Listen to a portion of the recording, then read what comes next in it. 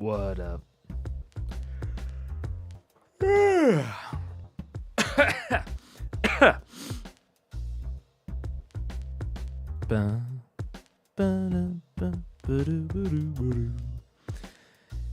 It's dark. I've got my poncho on. And we've got Joe Regular on the radio. 'Cause I slept like shit. And I debated. I said to myself, what am I going to do for stream today? I'm in no place to give advice. But I'll be very honest with you, chat. I don't know if advice will be needed. The rest of this episode seems like Matt mostly just honoring his players' wishes. And I think that there's something admirable in that. But I also think that everything that happens will be colored by it. So I'm not going to be in a place to give my normal amount of incredible, amazing advice this stream. However, I was about to say on my A game. That's not true. I'm on a different game. I'm in a different sport when I'm tired. So I think there's at least a possibility of some incredible theory crafting this stream. We'll see. I don't know. All I know is that I'm tired. I'm tired, but this did not seem like the episode to delay on, if you know what I'm saying. Holy shit, that wasn't even updating. What's up? Hello. Delphi Ebster, hi, how are you? Habitual Vod Frog, what's up, Teprock? I recognize you. What's up? I don't know if you can hear the barking, but there's barking. This is a cozy one, though. The lights are going to stay low. The poncho is going to stay on.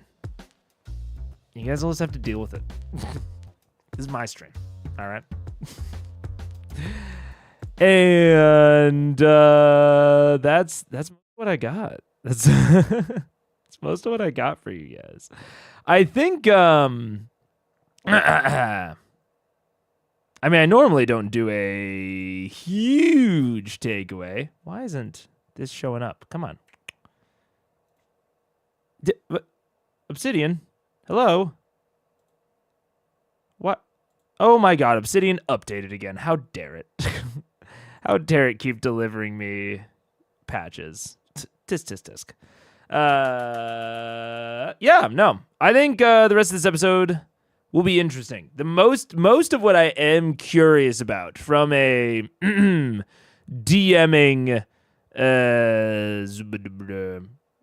perspective is how far Matt goes in honoring the player wishes. Like, I have to imagine that the Dawn Martyr, he probably had a similar amount prepped for the Dawn Martyr as he did for the Dustbringer. That's not the name of one. Let's see. Wait. This is why I have notes. Cabal's Ruin. Yeah, for Cabal's Ruin. I'm guessing he has a similar amount prepped. You know, it's in this city over there. And I have to think that, especially with it being on the fire plane, that there's some Thordak, like, information that we could glean from the entire Dawn Martyr. From the entire Dawn Martyr kind of mini quest. But Ank'Harel took several days. even I think the shortest vestige so far has been Kamal Jaori with Mythcarver. I think that's the shortest vestige in terms of like time to acquire. In fiction time to acquire. Maybe technically Whisper. Technically Whisper, but that was kind of a happy accident. And even that I still think took them like 2 days. And they didn't even have to go into a different dimension. So it feels like... I mean, it feels like almost the definition of the fucking Rick and Morty meme of like quick in and out 5-minute adventure. That, like, I don't think they're going to be late, but that's the question to me is Matt has set up this aggressive timeline and you want to hold your players to it. But how do you even like tell them that they should go back? I don't know. So the most of what I'm curious here is not actually even about like the setup of it. I assume that the setup's going to be relatively similar to like most of the other vestiges. Maybe with some additional Thordak lore. But it's like, how does Matt get them out? How does he just cut things? He didn't know they were going here. This is more, not evidence, but I guess evidence. This is more like, yeah, evidence, sure. This is more evidence than ever that if you are planning these little self-contained quests, almost like one-shot level quests, that you should build in cut points. You should build in, like, if things are going too long, I can cut this content and the rest of the story will still work. Or I can jump them from here to here. Or I can sub in this shorter, smaller piece of content for the other one. And those shorter bits or those cuts should not just... I've always talked about them in terms of saving out of game time, especially in the context of, like, a one-shot. But... in this case, they're way more important for saving in-game time. So yeah, like I don't think you can do that sort of thing often, and you don't really need to do it a lot in a longer campaign. But in this case, in retrospect, I don't blame Matt for not having thought about this because I would have never assumed that my players were going to go after a vestige this late in the game. So I don't blame it at all for not having thought about it. But in these with this vestige hunt stuff, each of those vestige hunts is kind of its own self-contained thing, and they are set against a backdrop that theoretically has a timer, or at a certain point he introduces a timer. So it's like I think once you introduce that timer of like once you kill Vorugal, the war with Thordak starts. Once you introduce that timer, going into the vestiges that are left, which I think at this point is just the Dawn plate or whatever it's called. It's just the Ashley item. Dawn Martyr. Once you introduce that timer, go back into Dawn Martyr and build in those cuts. Build in, like, I'm going to sub the content in here for that. Because your players could really fuck with you here. You know what I'm saying? This is tough. I don't know. I feel for him. Where did the music come from? Joe Regular with sunglasses, I believe. I think that's from the Heartbound soundtrack. Yeah. It's from the Heartbound OST, the pirate software game, because it has good music, and he has publicly stated that he will not copy claim anything. It's all royalty free. So that's where that's from. The DM should always ask the players, "What do you want?" and then when they're responding, quickly say, "It doesn't matter." You what?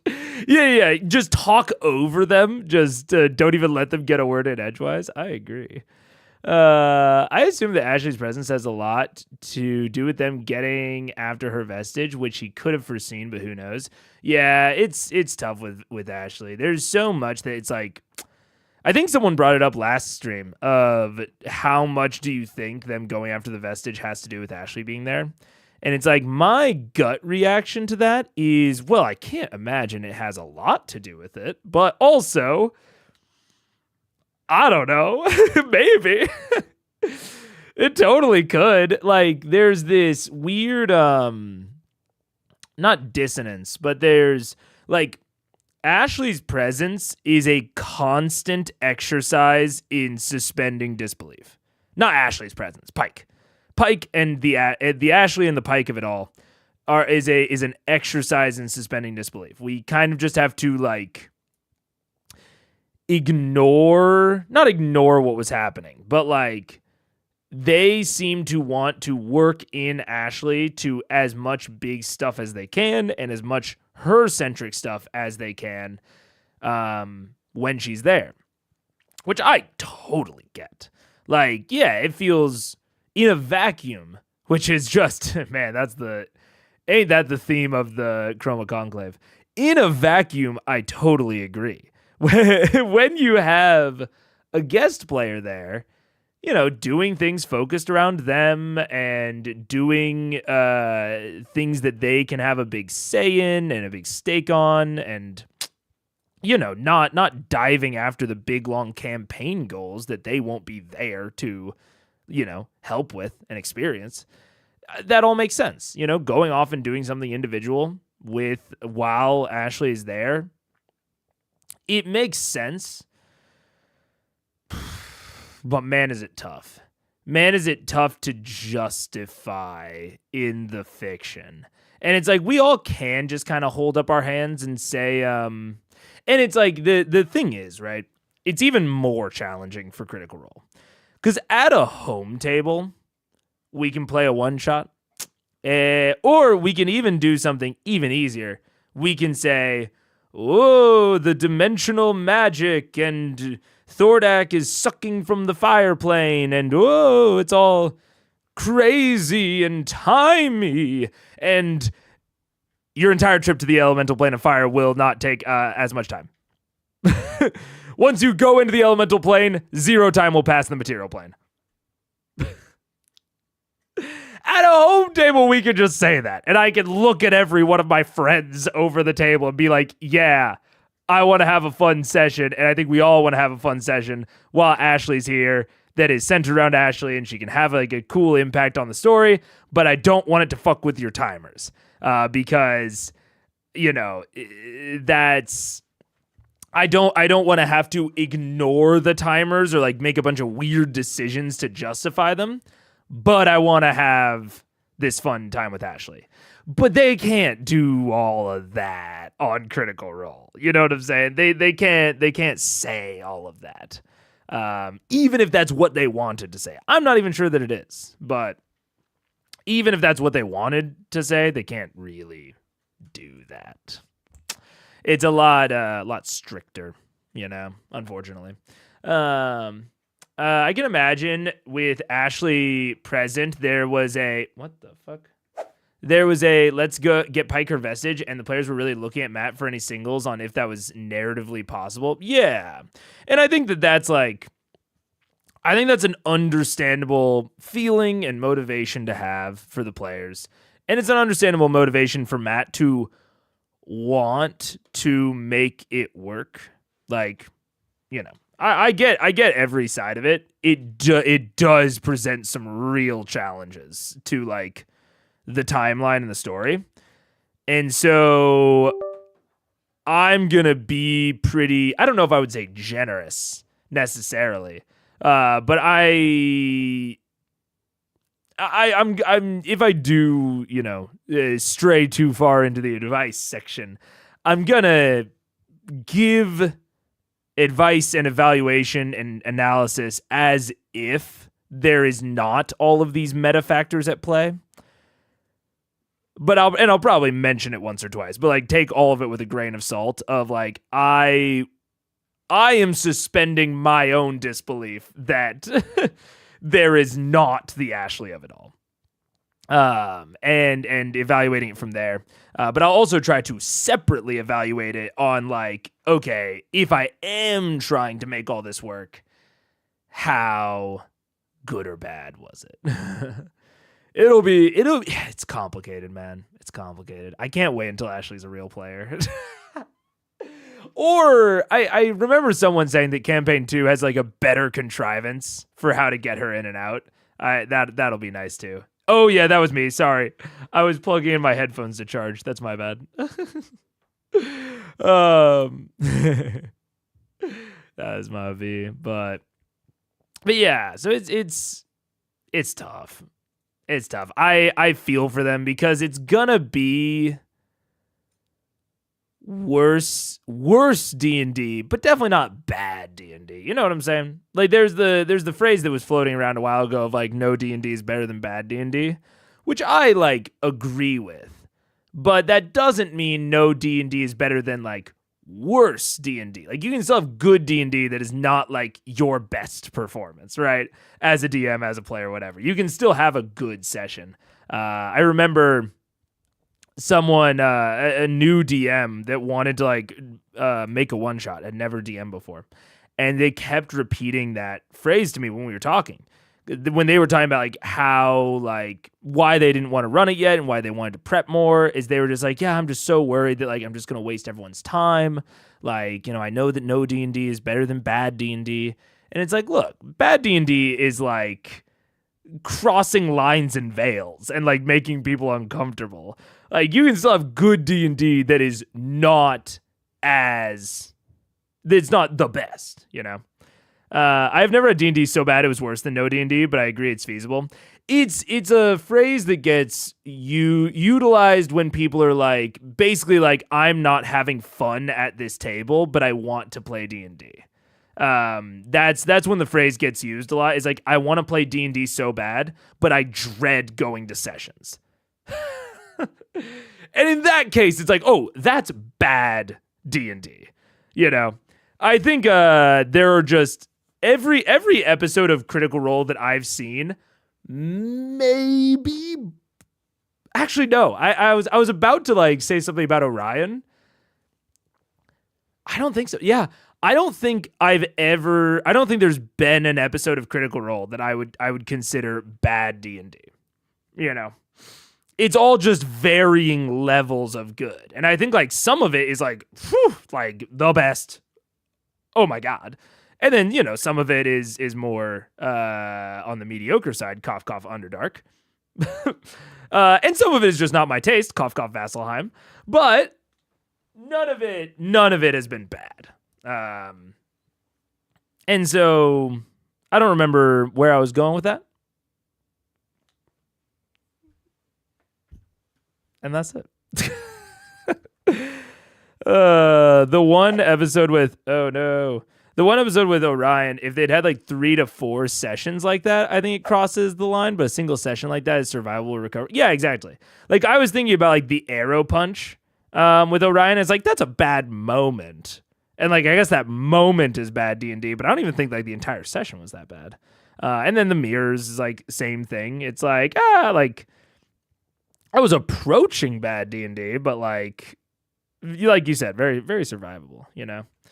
Bad D&D is a stand-in for playing with an inconsiderate person or asshole. Yeah. It's basically like, I mean, there's the common kind of corollary advice of like, if everyone at the table is having fun, then it's good D&D. And by that aphorism it's like, oh, if everyone is not having fun, that's bad D&D, you know? I did have a group start turning into the bad D&D, and it sucked because it was my only outlet. I had to let go and leave. No one's fault. After 5 years, our group just didn't have the same goals. Yeah. And that is where I think the phrase is useful of like, no D&D is better than bad D&D. You don't want to like waste time. You don't want to go and like just feel worse and start to get like burned out on a hobby that you like.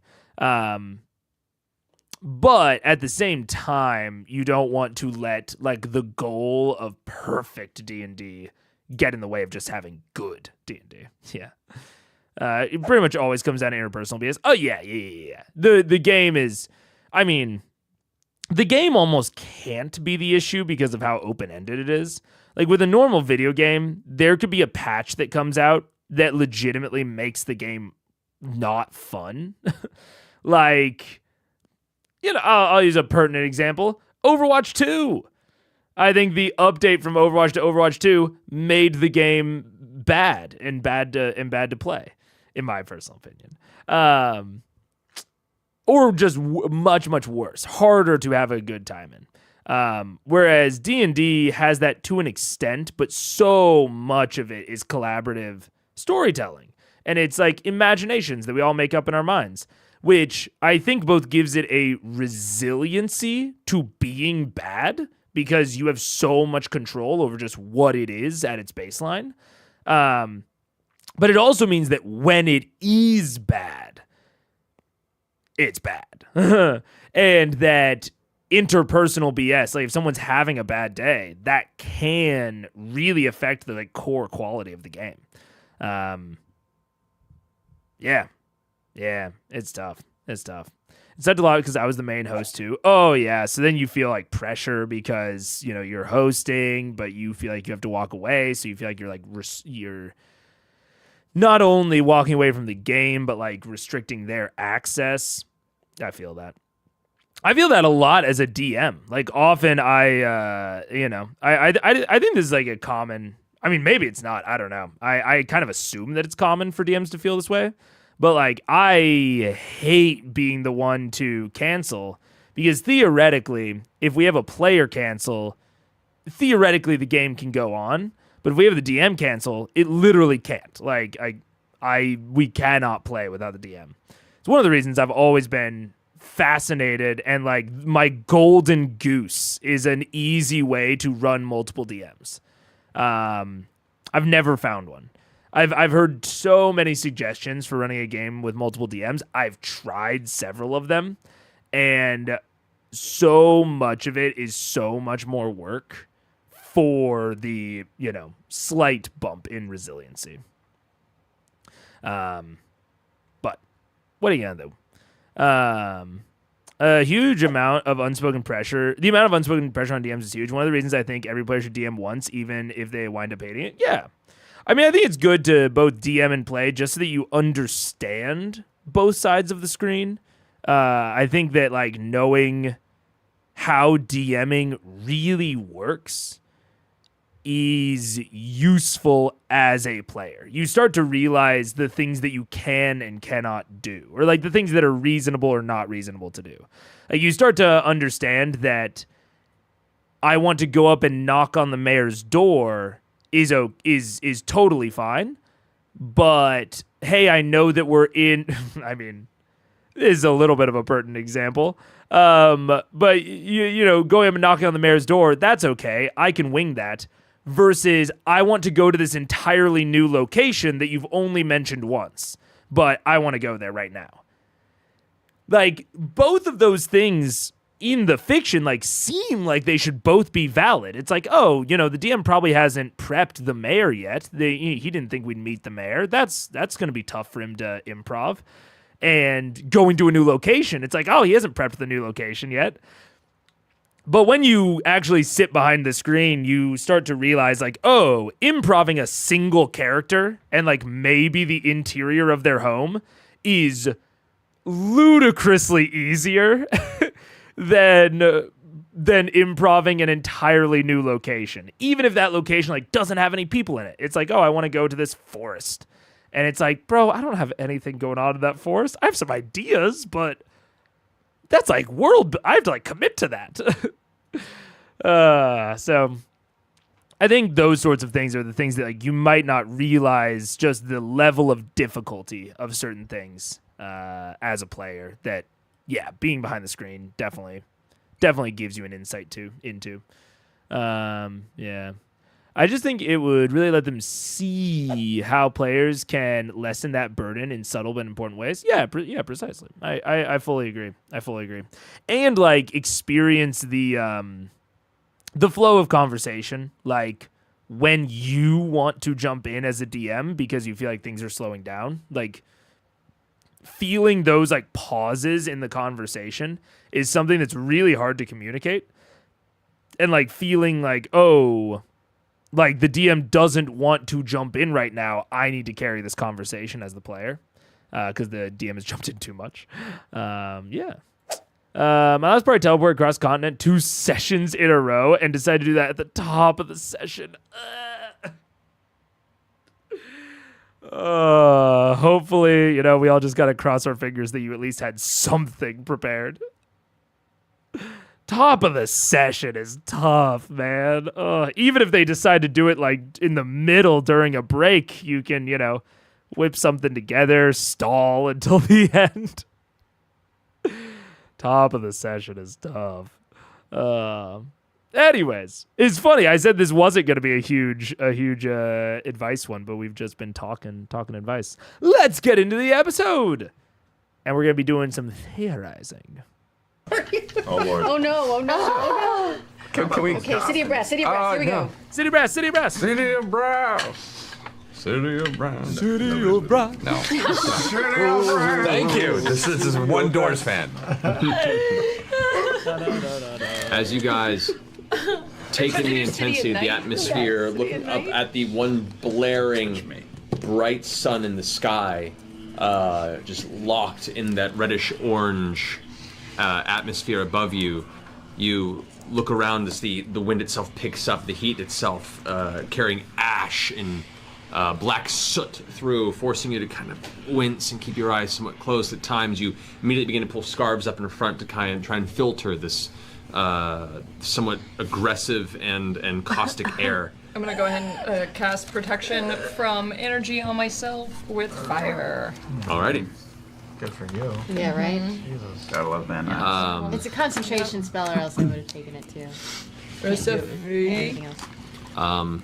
Looking as to where that giant wall of fire across the horizon, you see it begin to merge closer and closer, the edge of that sea, until eventually it comes to the City of Brass, which you see behind you.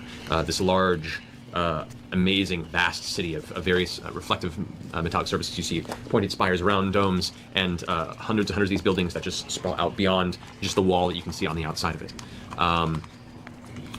What would you guys like to do? Oh, fuck. I mean, I guess. Before we go any further, if we want to pull the rip forward, what does that look like? What do you mean? If we want to go back? Bounce, Yeah. we have to, I think, be in a fairly safe space.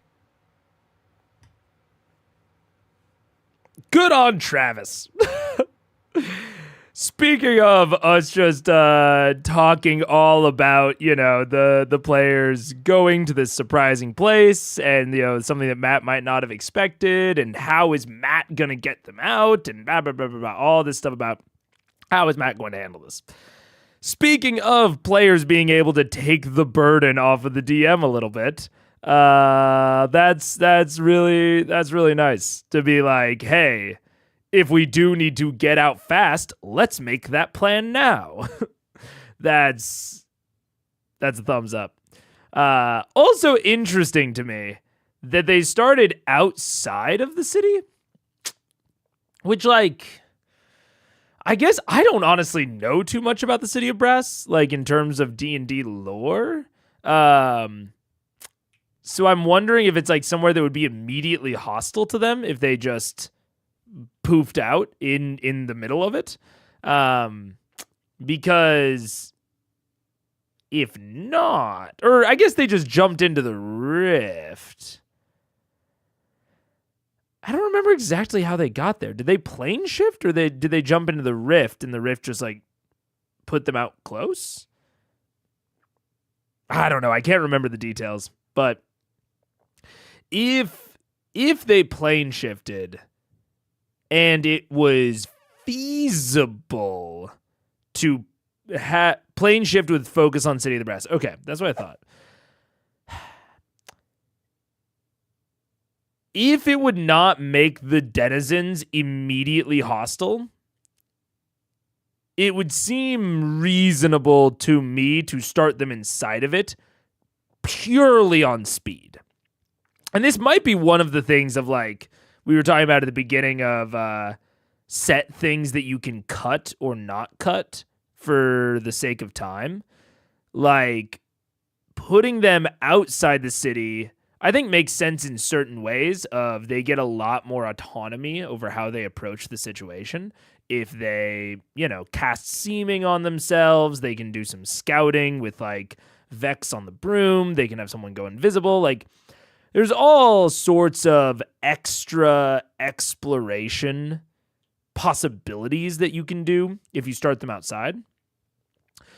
But the allowance of all of that extra stuff is going to take more time, not only because it just will, but also because they also have to like travel there and walk up and like having that analysis of how do we even approach this. That's going to just suck time compared to starting them inside of it. Which is, I think Matt, leans much more towards the start them outside of it sort of thing. But I do think this is an opportunity where he could have potentially done a time-saving cut here, Matt seems to love starting them outside of the city. That's fair. Done for basically every city in this campaign. I think it's so he can describe the walk up to the gates, etc. He loves the visuals. That's fair. And like I said, I think that there are some distinct advantages to it. But with the major downside just being time. Just being time. I've never thought about it before now because I feel like before now I've never been like that hyper concerned about the time. Mostly because Matt doesn't use a lot of timers. But now it's like, okay, we have an in-fiction timer. Now I'm starting to actually get concerned about it because if we take too long on the establishing shot, as Confused Strawberry put it, that is cutting out time that we can actually spend in the city. And I've talked about this sort of thing before, and when I talk about it before, I'm mostly talking about it from a story plot pacing angle, which is a lot more, I think, abstract. Whereas this is just like Shazam, they're gonna really need that time in fiction.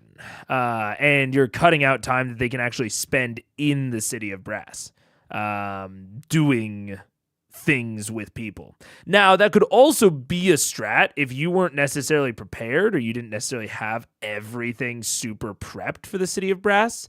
Setting them outside of it gives you more time to like mentally prepare what is going to be inside of the city, possibly more time to prepare your cuts last minute. It can essentially be thought of as like a vamping in the story, yeah. Or stalling. So I don't know, it's interesting. It feels like something that could/should have gotten cut for time, but also serves a lot of purposes that I can see being useful. It's interesting. Space and give me a minute. 1 minute. Let me double check. Double check before I say that. Wait. Are we already backing out of this, Scrawl? No. I'm just making sure that we're not like, oh, we gotta go. No, Oh, I shit. lied. It's instantaneous. Yay! It's instantaneous. But we all gotta be touching.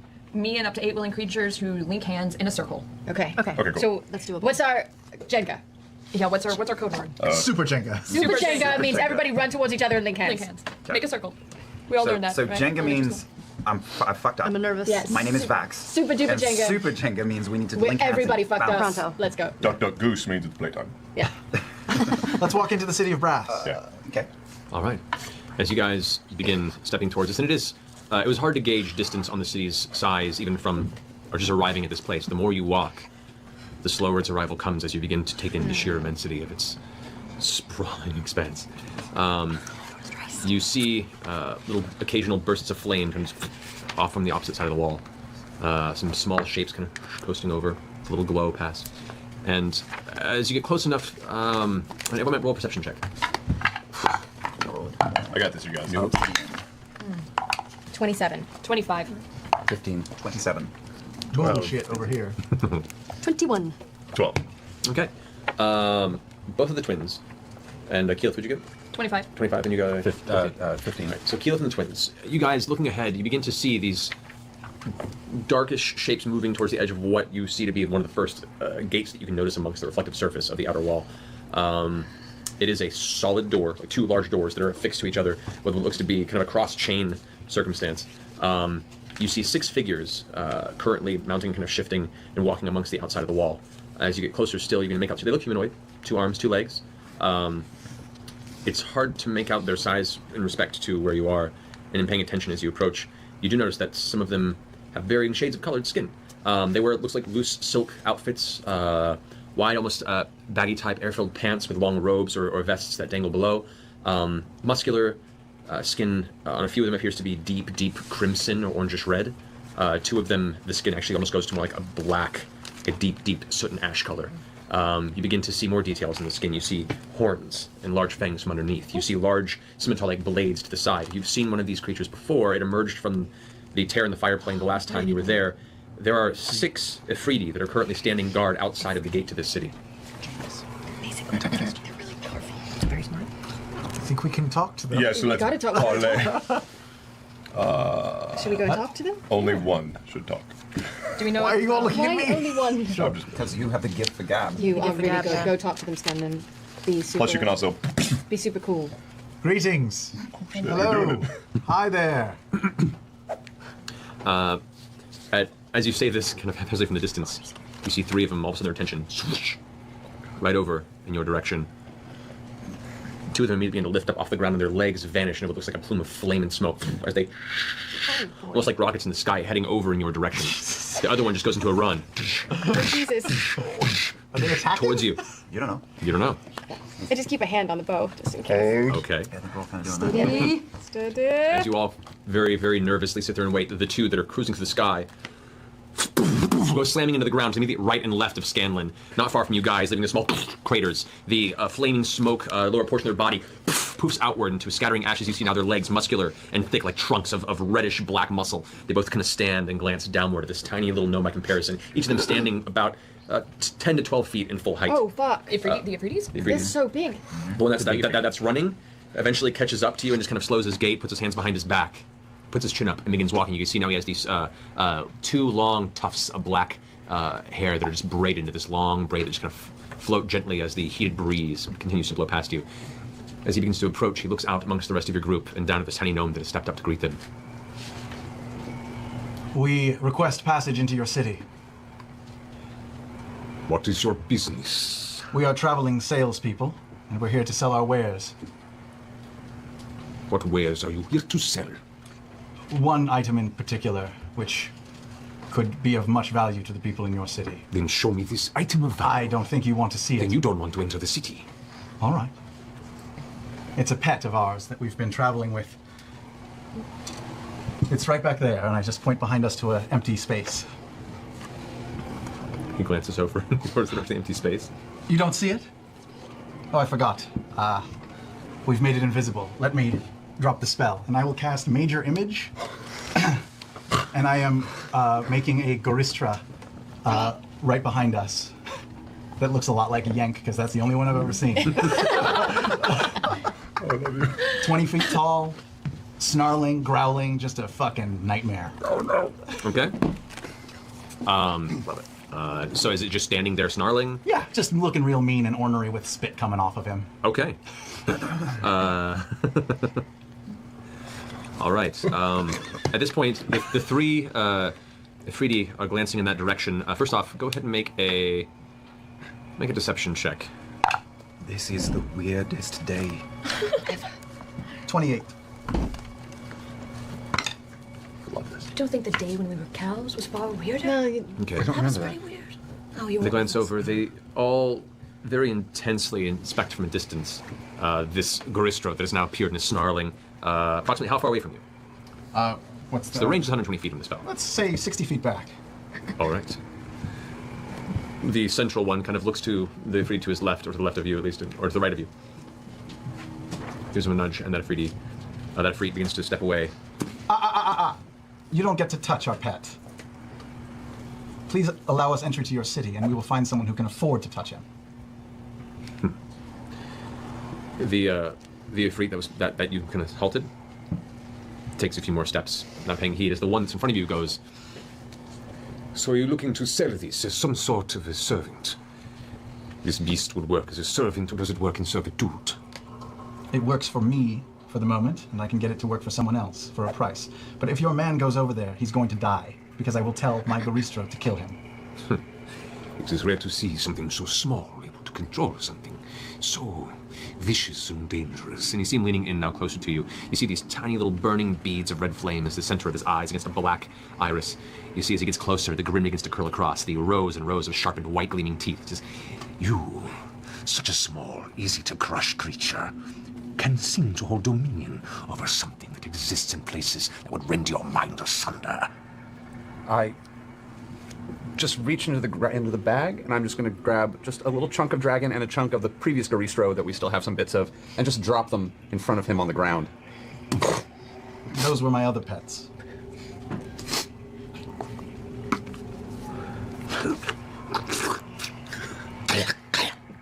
throws him to the ground. He's been speaking in a language that you don't understand. It sounds very much like the slow rolling fire bursts of magma pouring down the side of a mountainside. What is it?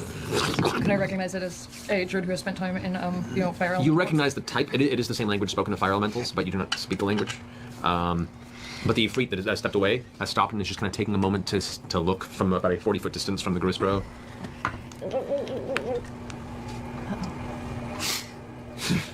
And begins walking back to the other three. The one before you goes. His face is still up in front of you. Goes.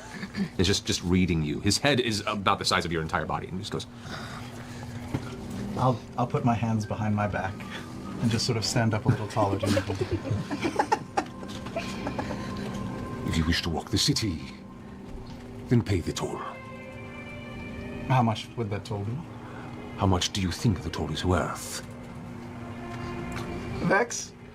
If the toll is insufficient, and I find offense at the offer, then you will have bigger problems than entry.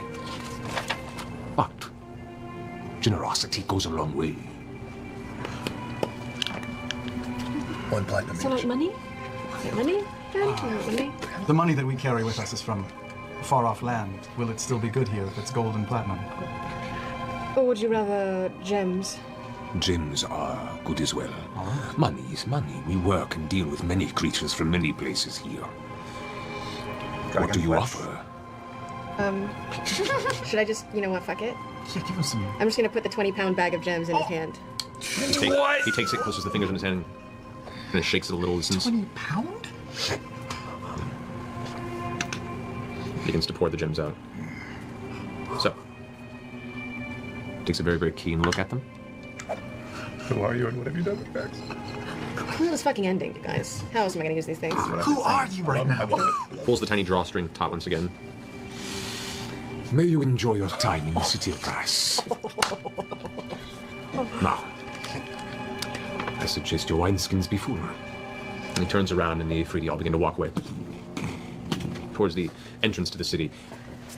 Sort of loudly and conspicuously, I say, Stanley! Invisible! And he poofs away. Scanlan, I think you let a little bit of scry on the ground there. Dude, that is... We talked, I think last time or the time before about how, like, you know, I'm very, or not very, but I'm very cognizant of, like, verbal components, somatic components, all of that sort of stuff. I am very aware, and I make my players very aware of the conspicuousness of spellcasting. Like, in my worlds, you have to actively attempt to make spellcasting not very conspicuous. And we actually had an instance this last session of someone casting an enchantment spell in public, and I had them roll for it. It didn't have verbal; it only had somatic, and they were able to like do it under the table. But absolutely had him roll for it. And this is such a clever usage of the conspicuousness of spellcasting. It's such a clever lie. I love it. This is the like. I think that the conspicuousness of spellcasting. I think that this term, kind of like no D&D is good is bad, or no D&D is better than bad D&D. I think this phrase kind of gets overused, but I think that it applies in this context of restrictions breed creativity.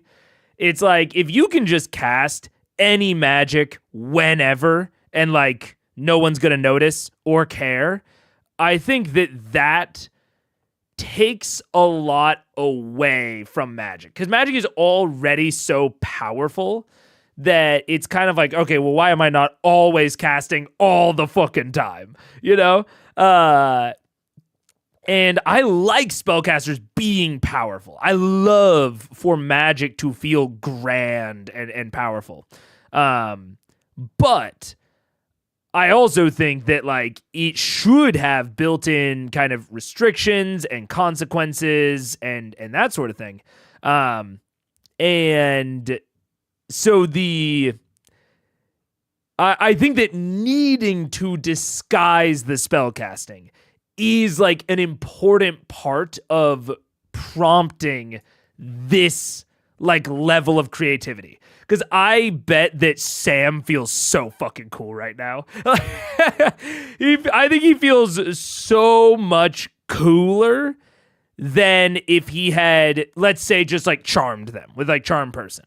This is so much of a cooler lie that is only necessary because of like the restrictions on normal enchantment magic.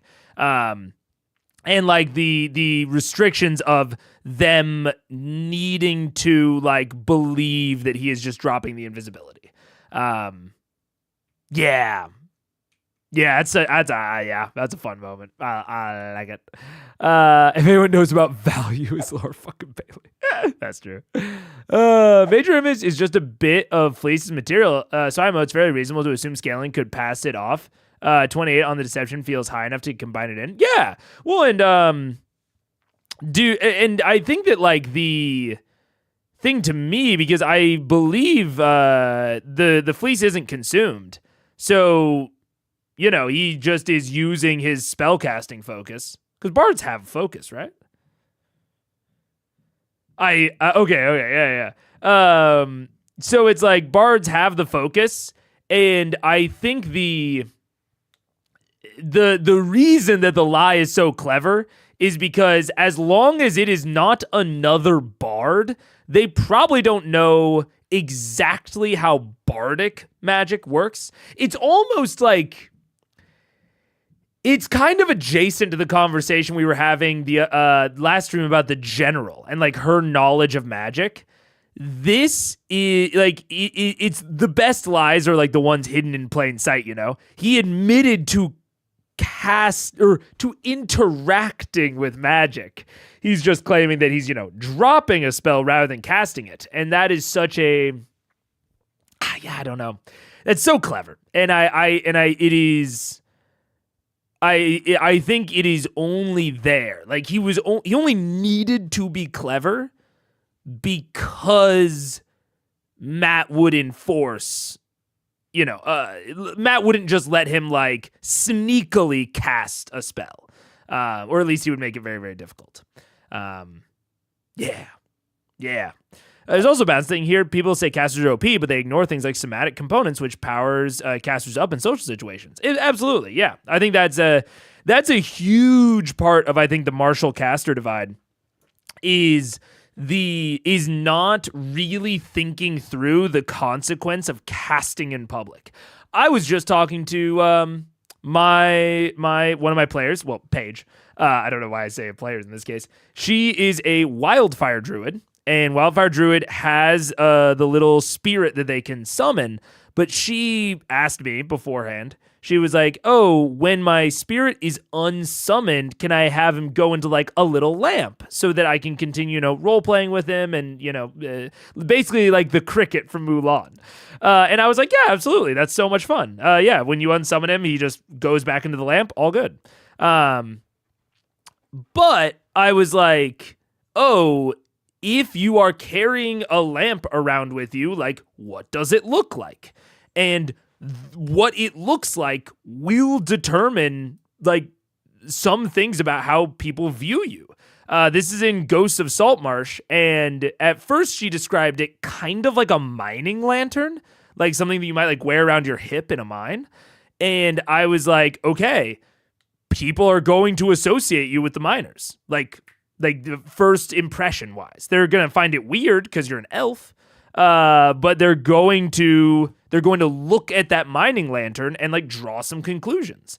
And I was like, you could also make it into like a necklace, but the necklace is going to have to look relatively ornate, unless you like do some stuff to like scratch it up and scuff it up.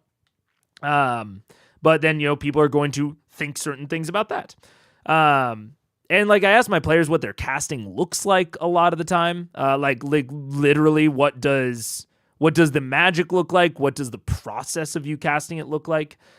Because all of these things could have an effect on how people see them, and it promotes creativity. Like I've already seen it. I asked one of my players what their casting looked like, I think 2 sessions ago. It's a wizard player. And they like very minorly described it. And then they kind of paused and they were like, would I know how most wizards cast their spells? Like would I just like have that knowledge of like, do all wizards cast like me? Do they not? And this is where I've talked about, like, I will sometimes just give over parts of my world building. And my response to them was like, yeah, whatever you want. I was like, I want you to make a decision right now. Either you can cast in the standard way that wizards cast, you can cast non-standardly, and like weirdly. It's not going to mechanically change anything, but like flavor-wise. And I will fully allow you to decide if you have that knowledge or not. And once they locked it in, it's locked in. And they decided that they did know how most wizards cast. And they used that later in the session. They did like a performance check to try and fake as though they were casting a higher leveled spell against an enemy wizard. So they were fighting Sanballat, if you know the Ghost of Saltmarsh. They were fighting Sanballat, and she cast oh god, what was it? It's like Phantasmal Image or something. It's a first level psychic spell that like makes them see their like worst nightmare, essentially. And she asked if she could make it look like she was casting, something like some sort of summoning spell. So and like deceive the other wizard, deceive Sanballat into thinking that she's much more powerful than she is. And I thought that was super fun. It totally worked. I had her roll performance, and it totally worked. She rolled really high. And I don't think that like had I not like forced them to lock those things down and forced them to think about how their magic presents to others, I don't think she would have ever gotten to the place of, oh, I want to try to deceive them into thinking that I am higher leveled, because now she's thinking about like, oh man, when I cast a spell, it looks like something, especially to someone else who knows magic. So yeah, I thought it was a very cool moment. I thought it was like a very fun thing for them to try, and I think that it's the reason that she thought about it is a very similar reason that Sam is thinking about it here, which is like pretty purely this aspect of forcing them to think about how their magic is perceived from the outside, And I think the exact same thing goes for marshals as well. They walked into a forge, and I had they were kind of haggling back and forth with the forge master, who was very affable, very, very nice guy. And he kept eyeballing my fighter's maul and was like, I mean, I'm sure that's servicing you fine, but I mean, we could maybe upgrade that. And my fighter's a battle master, and he was like, what? My maul's great. What do you mean upgrade? Do you have like magic weapons here? And they're like, no, it just looks, I mean, I wouldn't, speak any ill of it, but, I'm sure you've upkept it fine, but just a bit of shoddy craftsmanship. I don't know. And my fighter player was very offended, which was very funny. Not in real life, but in the fiction of like, don't you talk bad about my maul. And right before that, like earlier in the session, I had asked him to describe what his like maul looked like. So I really like the aspect of reminding my players how they come off to other people. I think it helps really place them in the world and give me ideas for like things to say to them, give them ideas for things to do. Yeah. Yeah. Wizards are book learners. Presumably there'll be one or more standards depending on where they learned from, but the question of if the magic requires a very specific technique is an interesting question. Yeah, and if that technique would be like recognizable. And when, the player asked me, I was like, frankly, I haven't thought about it in terms of this world and the world building it. I have not considered that. I'm down with either. Let's lock it in. And those are the sorts of questions and things that I love turning over to my players. Because the fact that that player asked me about it means that they are interested enough in it to ask. They're interested enough for it to come into their head in the first place. And if I don't care, if I have not based anything in my world off of an answer to that question, I love turning over that sort of thing to them. Because, again, it's something that I guaranteed know that they care about, at least to a degree.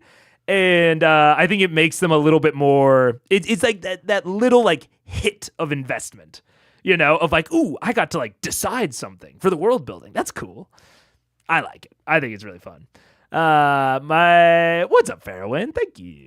My current wizard was a soldier, so I implemented the fact that since he was trained in an academy for war and other cadets, his casting is very much like standardized sequence of very martial moves. Yeah, that's so much fun. I'm totally down with that. Yeah. You could very easily justify being able to tell what wizard school they attended by their technique, for instance. Absolutely, yeah. Pull the wool over someone's eyes. Yeah, I think a lot of the material components are like small jokes like that, which I think is very fun. But yeah, I believe it is Epster, yeah. It's an interesting lore / mechanic discussion, especially with all the different casters. Absolutely. And as long as something doesn't step on mechanics, like if it directly contradicts a mechanic, well, I was about to say it'd be a no, but like honestly, it depends on how cool it is. If it directly contradicts a mechanic, it just depends on how cool it is. But if it doesn't contradict a mechanic, I'm so down for my players to world build that sort of stuff, Like sorcerer are meant to intuit their spells. So like if spells have very specific movements, how do they know a pirouette would cast Melf's acid arrow? Yeah. And like, would they be able to intuit higher leveled casting? I think it's arguable, at least in my world, that, we have started to world build. I don't have a sorcerer. I have a druid and a wizard. But I think based on the world building that me and my players have done together, I think it's very reasonable that sorcerers would not be able to fake a higher leveled spell, but because the wizardess, like my wizard player determined that she does know how higher leveled wizards cast, and that another player or another wizard would be able to recognize her casting, we've kind of world built that wizards have a standard mode of casting that is recognizable as the levels increase. And so you know, she directly said, she was like, I'm making it up. Like, I don't know how to cast this spell. Not even close. I am just faking the types of things that wizards say during higher level castings and do during higher level castings. Which does like imply a lot about how wizarding works. And my druid player asked me, like my druid player's page, she was like, do I know what Eileen is doing? And I said, I don't know. Do you? Like that's fully up to you. And she said, I don't think so. I think that druidic magic is very different. I think it's more of a conversation, more like I think she compared it to soul casting in Stormlight Archives. She was like, I think it's more of like a personal communion and conversation with the earth in order to like convince it to do magic. It's more of like a persuasion type thing. And I was like, yeah, absolutely. So we then went on to, determine that that she was not able to intuit what was going on with the wizard. So yeah, those sorts of world building conversations I think are very fun, and I think lead to clever casting and lead to clever decisions. Like as the players take more and more control over the world, they become more and more invested in it. And if you can identify those parts to give over as the DM, I think you're going to see a lot of benefit. Because not only does it take some burden off your shoulders, but again, it makes your players so much more invested in what's going on in that, like, you know, particular part of their world. Sorcerers are intuitive and all new magic comes from them. Ooh, translate magic from sorcerers to wizard. That's kind of fun. A bit Owl House, swinging your arms in the air, flail around magic. Yeah.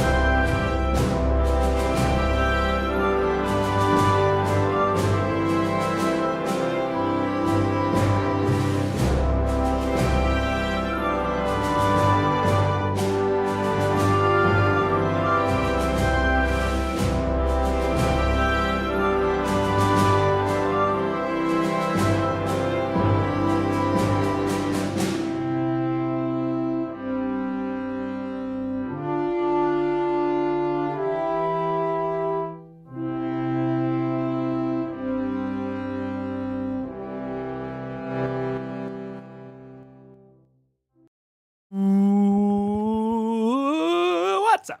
Hello. We're back.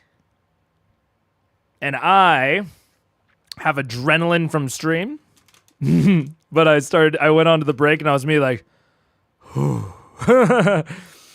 I forgot that I'm very tired. So we gotta watch Critical Role now.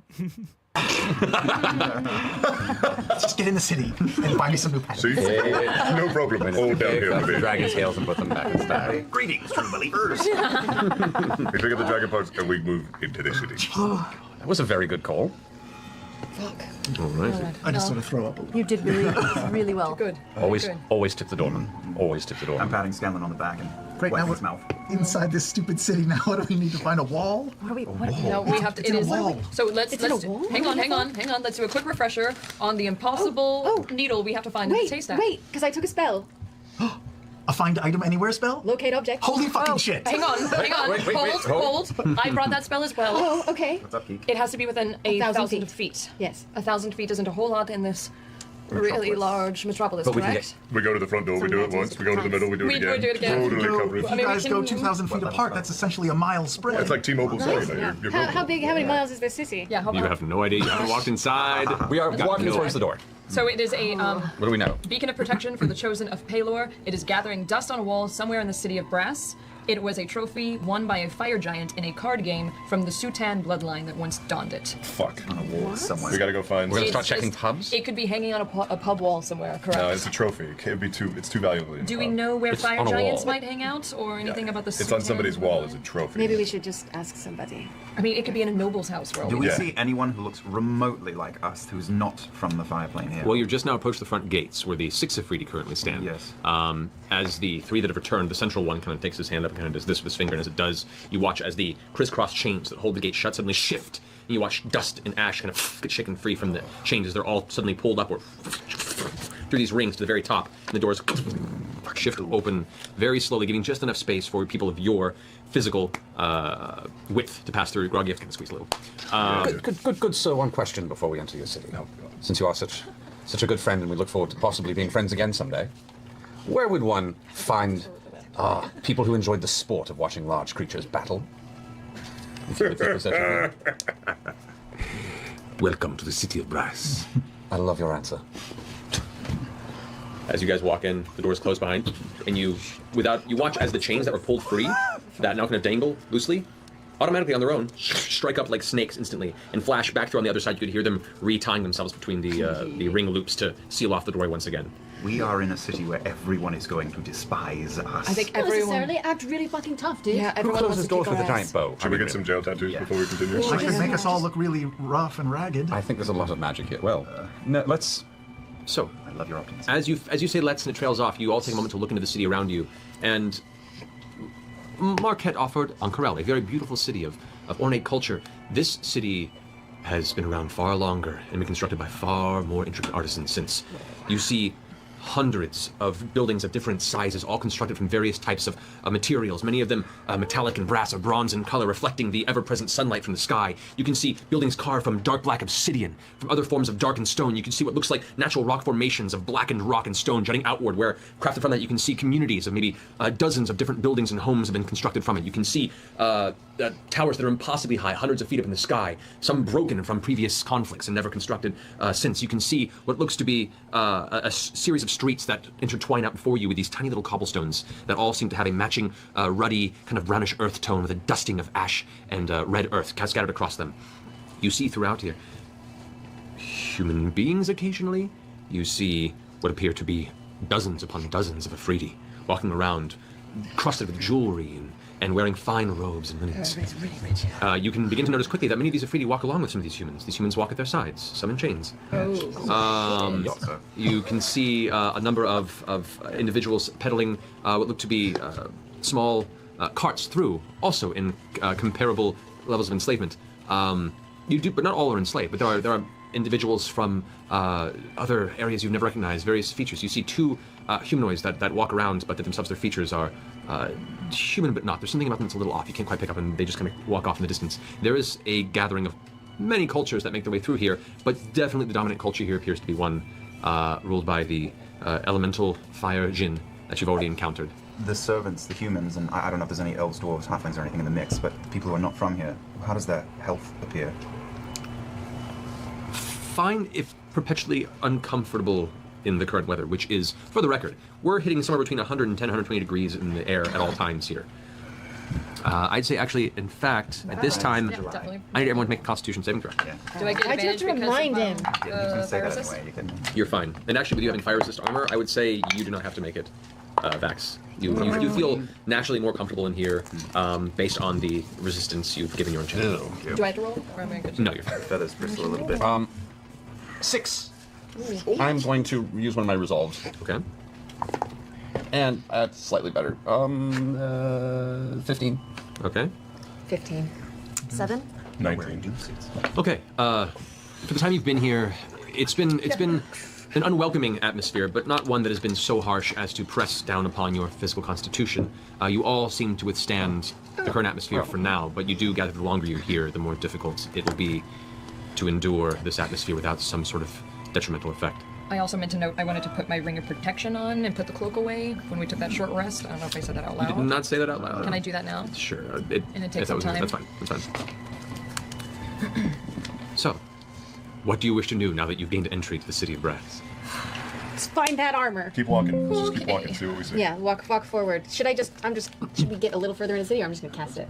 Should I just cast it right now? I think How the long city's does it last? huge. Hang on, how long That's does the other that question. spell last? Grog, could you recognize fire giants if you saw one? Are they kind of akin to stone giants? I don't think so.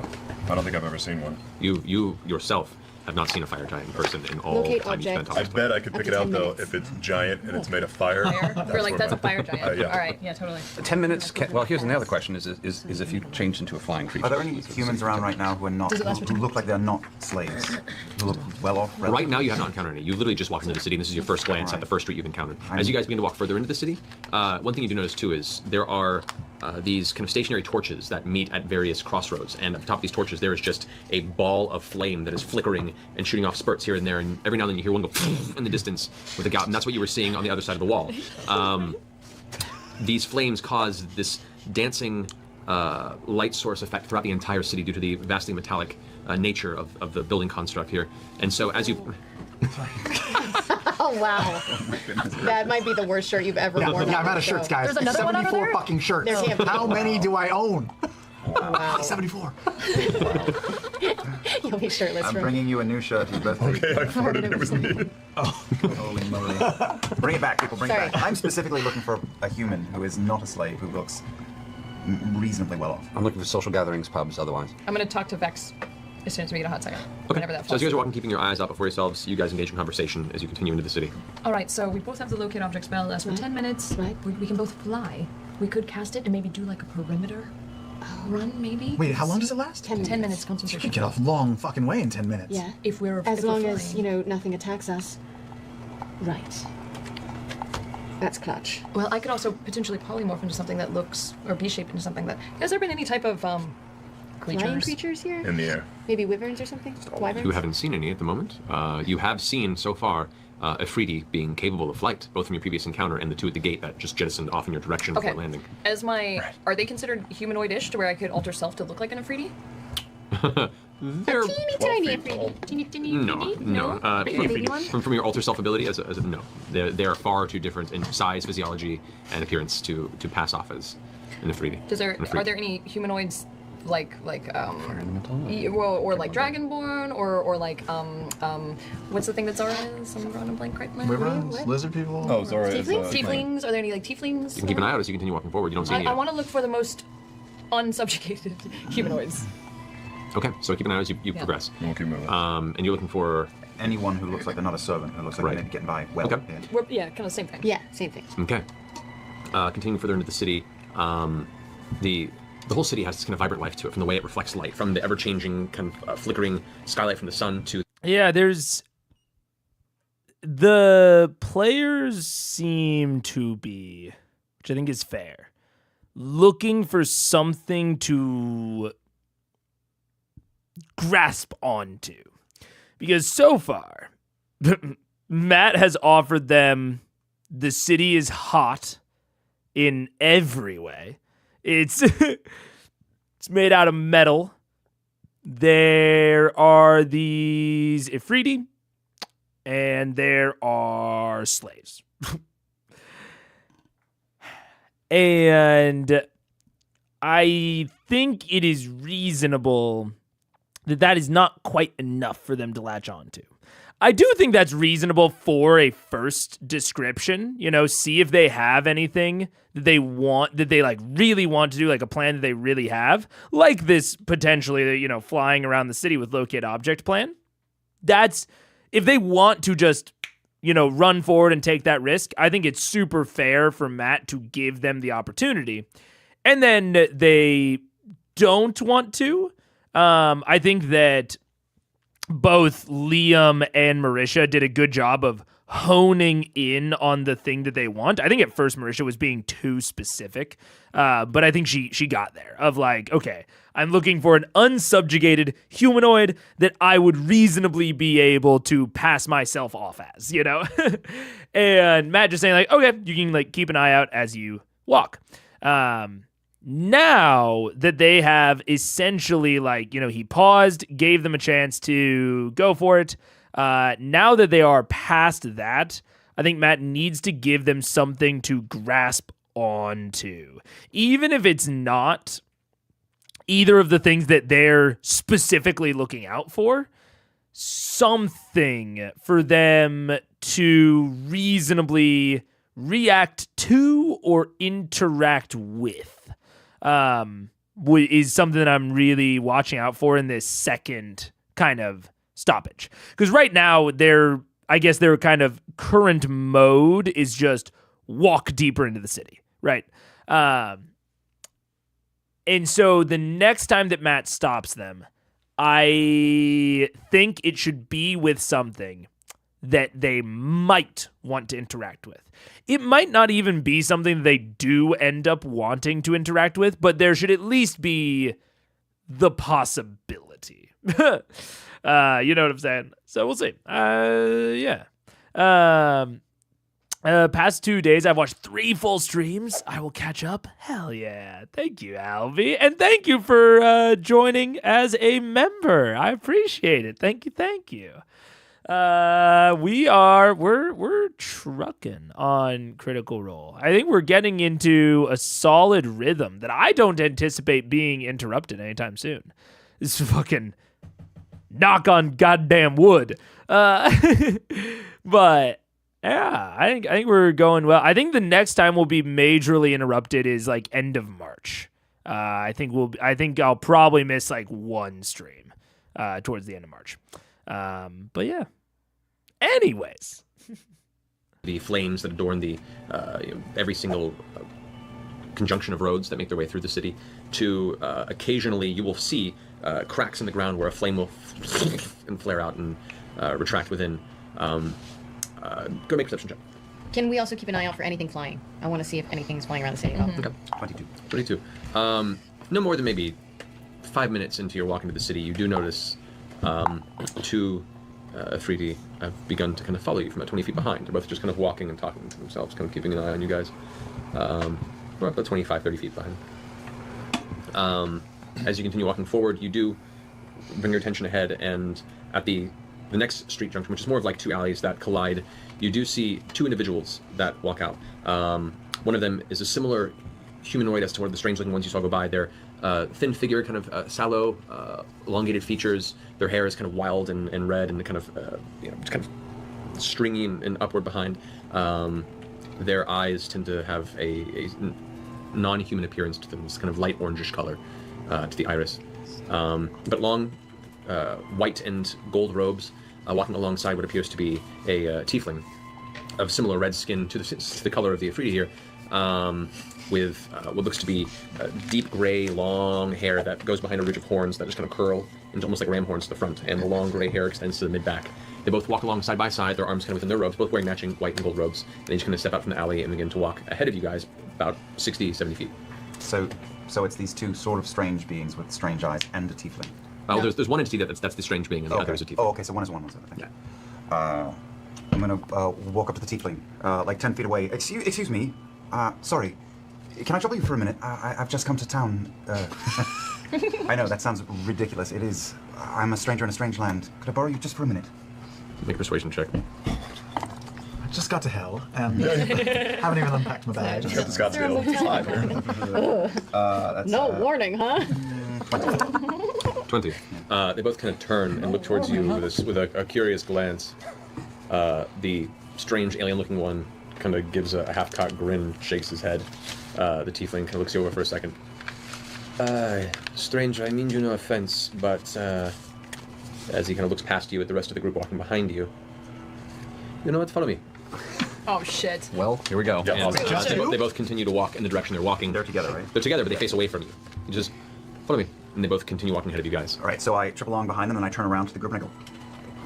I'm all right with this. All right. This is a great way to die.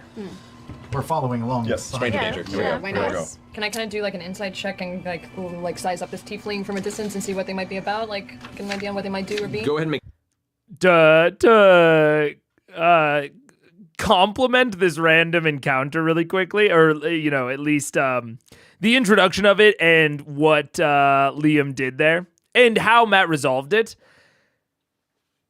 I like that they can't tell and I can't tell if they failed or not. I think that is, that's not how every encounter, every social check should be. But I think in this case, it works really well because specifically it progresses the story regardless. It's sort of adjacent to, failing forward. But I like that even if he did fail here, which again, we don't know if he did or not. He rolled pretty high. Even if he failed here, Matt is still progressing us forward in this city. Because if he had failed and the guy just told him, hey, fuck off, like, get away from me. And then, where the fuck are they? They're just continuing to walk again until they hit another random encounter. Like, it's a bit repetitive, a bit slow. So even in this case where he potentially failed, I think that if he did, the stranger still telling him, hey, follow me, is a great choice for progressing us through the city of Brass. And like, to put it more broadly, I think it's really good when you're a stranger in a strange land. Like when, I think it's okay to just totally shut down your players if it's a place that you either think they'll spend a lot of time or a place that they've already spent a lot of time. Whitestone, Iman, even Craghammer to an extent. I think it was more okay to like shut down there because Matt didn't know how long they were going to spend there. This one, we know that they're not spending very long here. Similar to like the Feywild or the Frostweald. This is kind of a temporary stopover point. So I like failures being more oriented towards progress, which I think if this did fail, this was very oriented towards progress. So I like it. I like the choice of encounter because I think it enabled it, and I like the vague resolution. The DC on insight checking a stranger they just met has to be higher than insight checking someone they already know. Absolutely. Oh my god, yeah. Well, and someone that is like from a different there's a chance they love insight checks. I doubt my players would even ask about it. There's a chance I just straight up tell them no. There's a chance I just say like their mood and manner is incredibly alien to you. I might just, or it might be something more akin to like, you can certainly try. Cause yeah, I see very little chance that they'd be able to glean anything. No, actually, I think it would be impossible. I think I would probably end up saying no. You just can't insight them unless you do something extra. Cause I'm definitely more down on social insight than they are. But yeah, good. I mean, I wrote it down. Where is it? Solid thing to see that might be a reasonable interruption. The following of Freedy slowly paused to see if they want to interrupt the players, that is. But when they didn't, he just continued.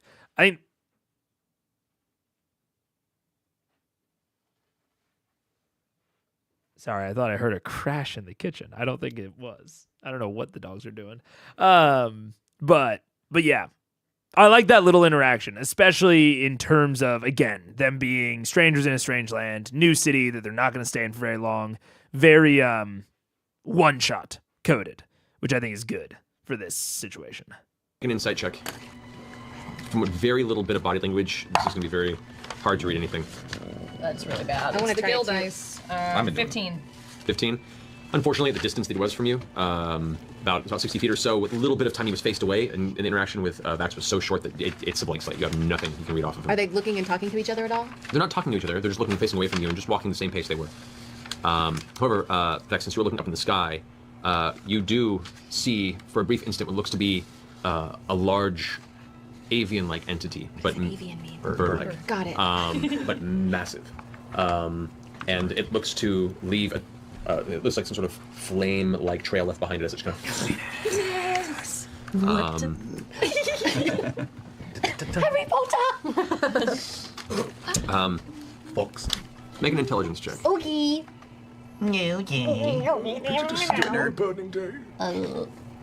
Intelligence? Yes. 8. 8. Yeah, it's a flaming That's bird. a fucking bird, y'all. Do they have birdies? Is it one of those? What were they called? Ah, natural 20 on Always. Dairy don't do bellies? it. Just don't do that because it doesn't matter. All the little birdies. All you're doing is killing yourself, Laura.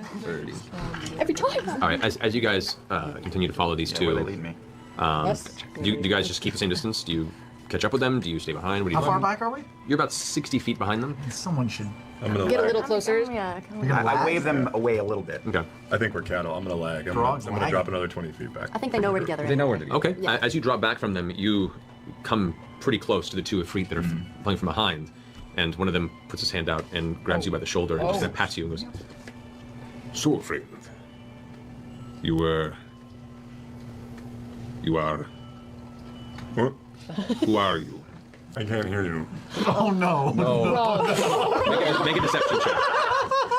Oh. 17.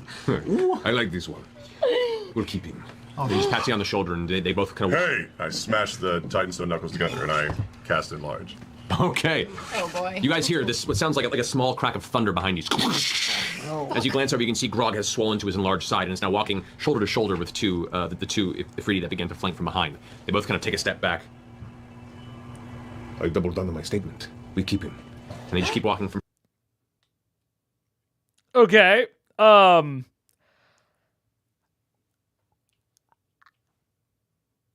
feel like we just brush past that. You know, it's yeah. Just the voice. I don't know about the voice. If you wanted to see, yeah. I don't know. I share the rest of the cast reaction. Oh, good. And I do like the Afridi trying to kidnap them. We'll see how it goes. I don't feel fully awake enough to deal with that. Shoulder to shoulder to you. They're not doing anything. They're just walking shoulder to shoulder. I kind of stop and turn around and wait for them to catch up. Yeah. God. Okay. Hang back as well. All right, so you guys hang back. I'm going to try to keep a little closer to the two in the front so I can see if I can overhear their conversation at all if they talk. I'm gonna hang back till they come up. I am not hanging back. I'm right in the middle. I'm trying to be that middle point that just keeps everything connected. This is like as your friends start to drink at the Ren Fair and you're like, should we keep going forward? What do we do? Do we wait? We'll meet you at the axe throwing. Just go ahead. To the oubliette. To the oubliette! Put it all out on the table. So are they keeping pace with me or are they just standing there? They're keeping pace with you as you're walking, just walking shoulder to shoulder. As the rest of you begin to slow down and kind of catch up, except for Vax, and Percy, who continue forward. We have Pike, Keyleth, and Scanlan kind of beginning to catch up with Grog. And as you guys eventually get to the point where you're walking slow enough that the two Ifrit catch up behind you, they just keep walking with you. I kind of light up my flame hand, and I turn to one of the Afridi and I go, fist bump. Oh no. Oh boy. Pound it, man. Pound it.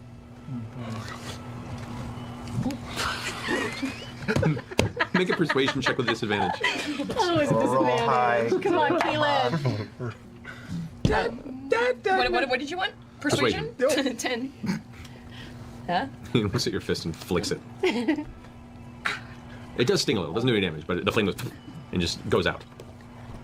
In fact, it's strange. Normally the flames would stay, but it's almost like he willed the flame in your hand to extinguish. Oh shit. I have a question for one of you fine gentlemen. Oh boy. We're all the in it. other one, on the other side of Grog that wasn't interacting with Keeler, just grunts. We're both women. Do you? Oh, I'm so sorry. I was.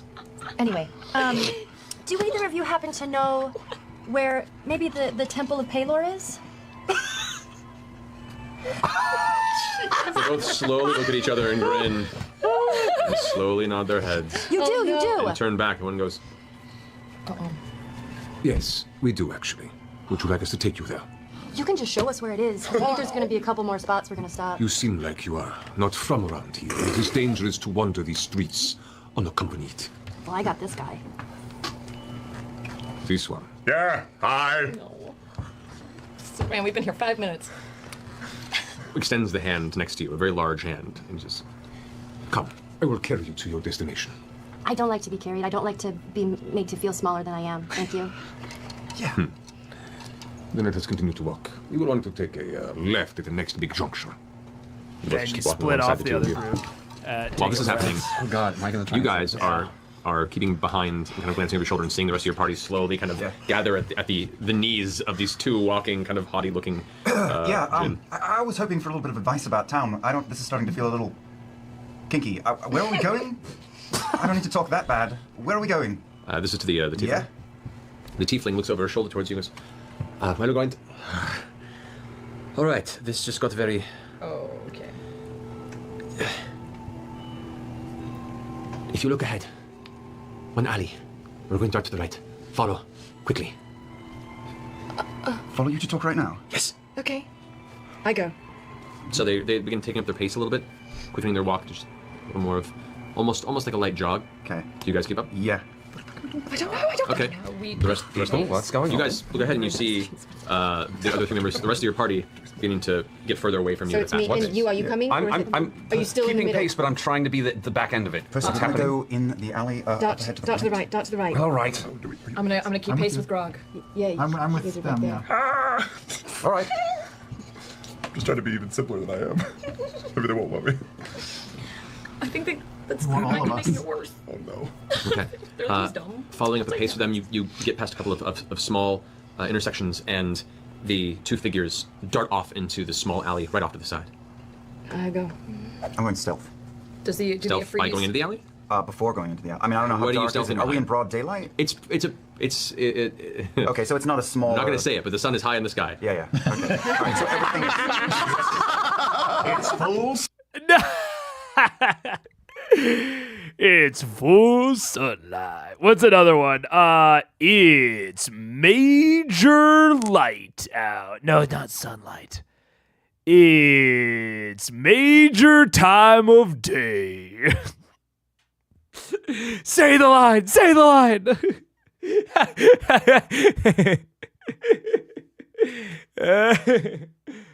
Are we in broad daylight? It's a...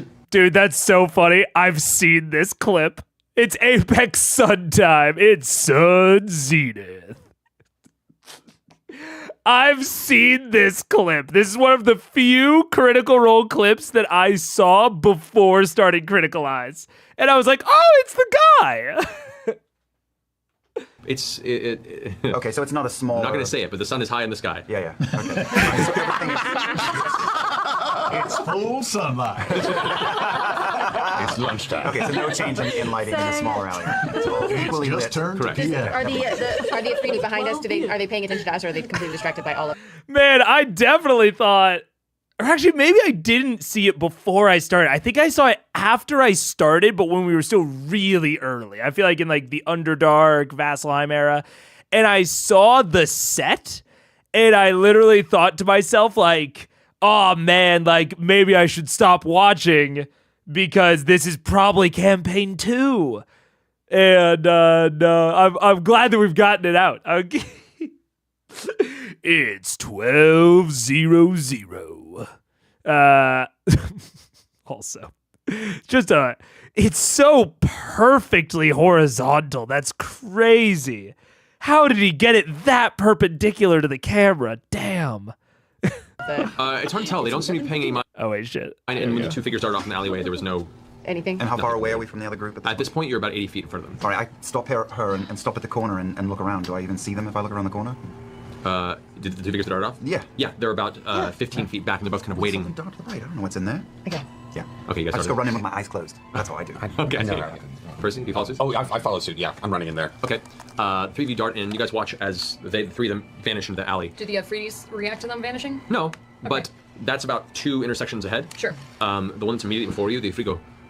Turn left to Pelor's temple. For God's sake, you two, tell them that you have to meet your owner. Oh, do it. Tell them we're gonna meet our owner. Left to Pelor's temple, small one. As you guys are coming to the I'm so intersection. sorry, what did you say? Left it where? Right here. We're supposed to meet our master at the Temple of Pelor. So Then I am taking you. I'm going to cast a Zone of Truth. And just ask him some questions. Well, hold on a second. Oh no. Oh no. Oh no. It's not a bad idea. I mean, it's a good point to bring up. I think that this interaction would be there's a lot of implied distance that they are traveling. So I think that this would be cumbersome to run non-theater of the mind. You know what I'm saying? Like, this would be hard to continually draw out with the amount of implied distance that they are crossing. However, I do think that there is and this is a tough part about D&D, is D&D is so based on distances. Like, I think you can see in something like Daggerheart or in Blades. Blades goes even more ambiguous with it, but in Daggerheart, you just have, like, short range, long range, very long range, like a much easier distances. They're not demarcated into an individual feat, like a lot of D&D stuff is. And I think if you are running D&D Theater of the Mind, any part, which I think all campaigns are going to run into it at some point, it's just, more or less than others.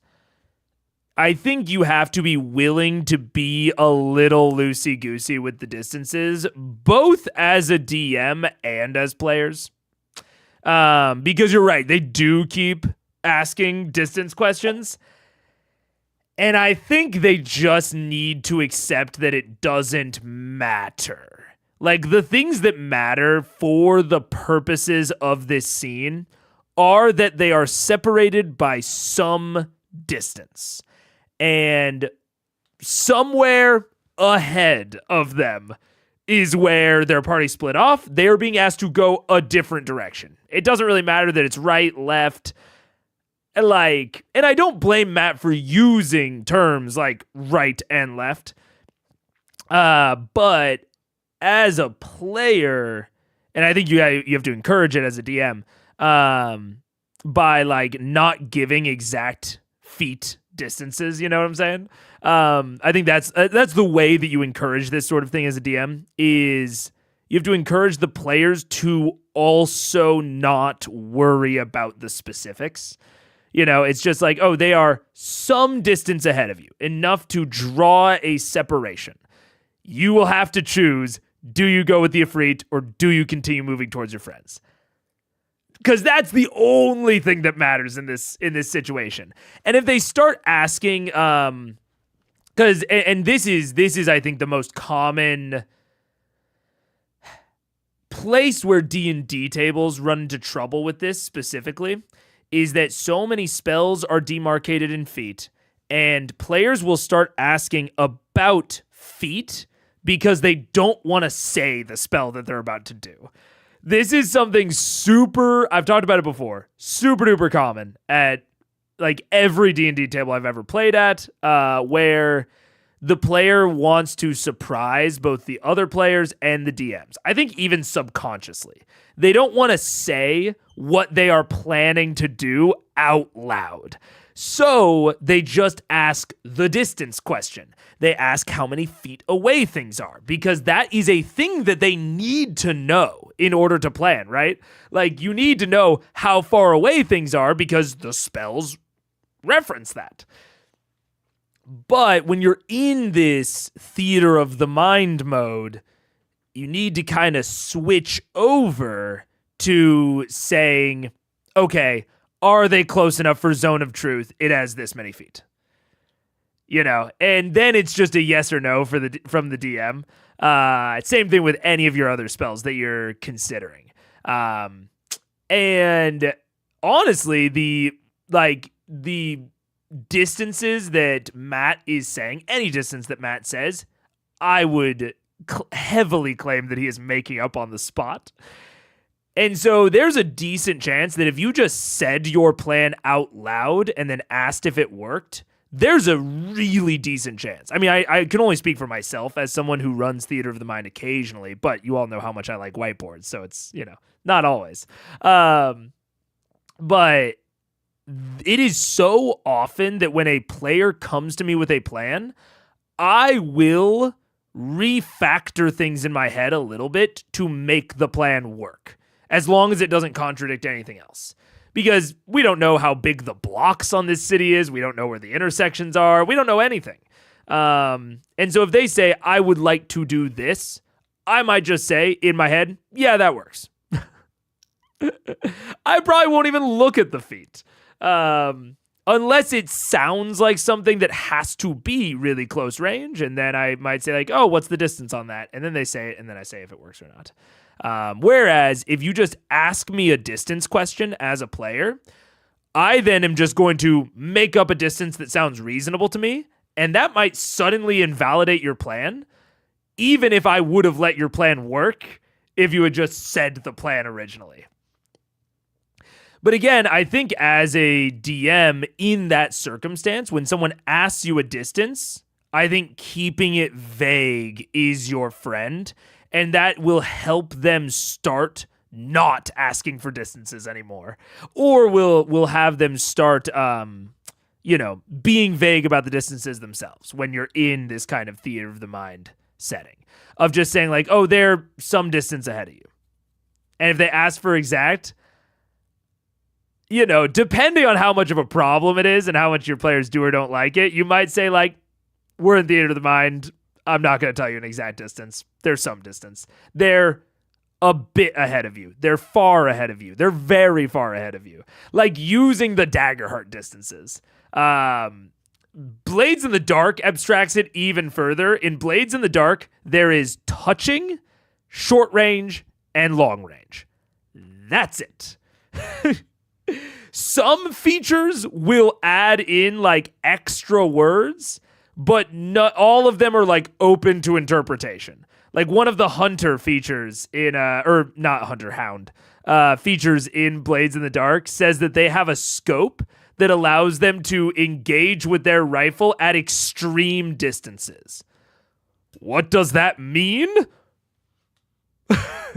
It means whatever your table wants it to mean. And I think that you don't need to lean into it that far, but I think that Theater of the Mind works better when you lean into that sort of thinking, at least to a degree.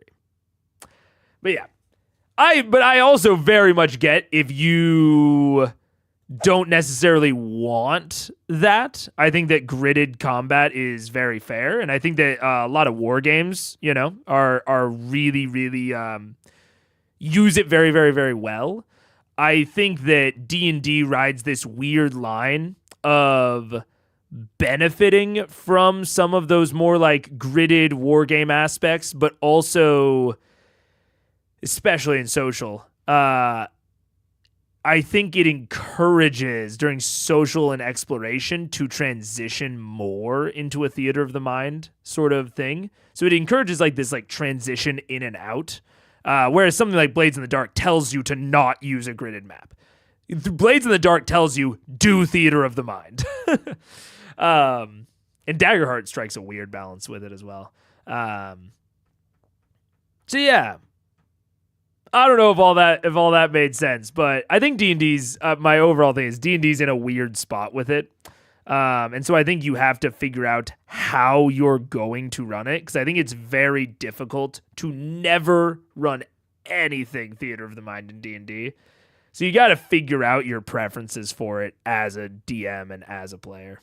There are no good ideas anymore. It's okay. It's all about good ideas. Dragons. Yeah. It's really true. Oh my god. Well, what I would have done was... No, it's good, it's good, it's good. Sometimes you get lucky with a bad idea. We're That's like, all the game is getting lucky with bad ideas. lucky with a bad idea. we're Cubs fans walking down Well, Cleveland Boulevard. as you guys begin casting the spell, because casting the spell it's a very, it's a physical thing. So you begin to kind of whisper your various divine incantations beneath your breath, and your holy symbol of Serenity begins to glow. Though diminished this far from the prime material plane, still effective. You get partway through your incantation before the two Ifriti who are kind of flanking grab Grog by the shoulders and forcefully push like a giant wedge, trying to shove your entire group to the left down the street. You, being the immediate brunt of that, basically are getting shoved in the shoulder and off the side. I need you to make a Constitution saving throw to see if you can maintain concentration on the spell. Okay. Busting out the hand cone? I'm busting out the hand cone. Ready to go. 7. Okay, yeah, so as you're partway through the incantation before, it just gets completely scattered halfway through in the spell slot. You still use the spell slot, though. Okay. But they're now using...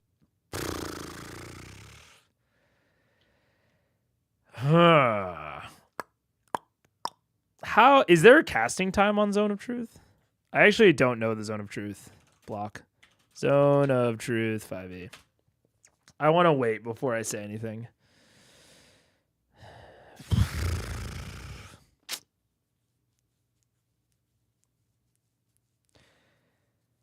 Yeah.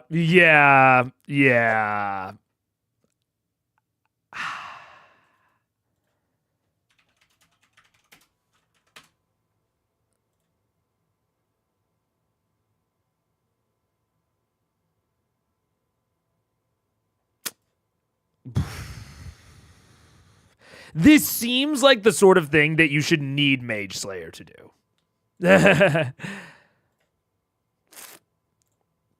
Yeah, I'm trying to think of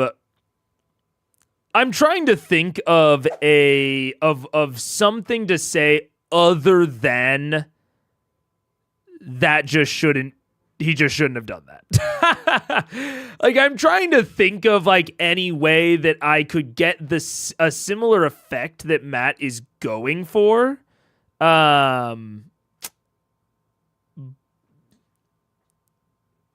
Yeah.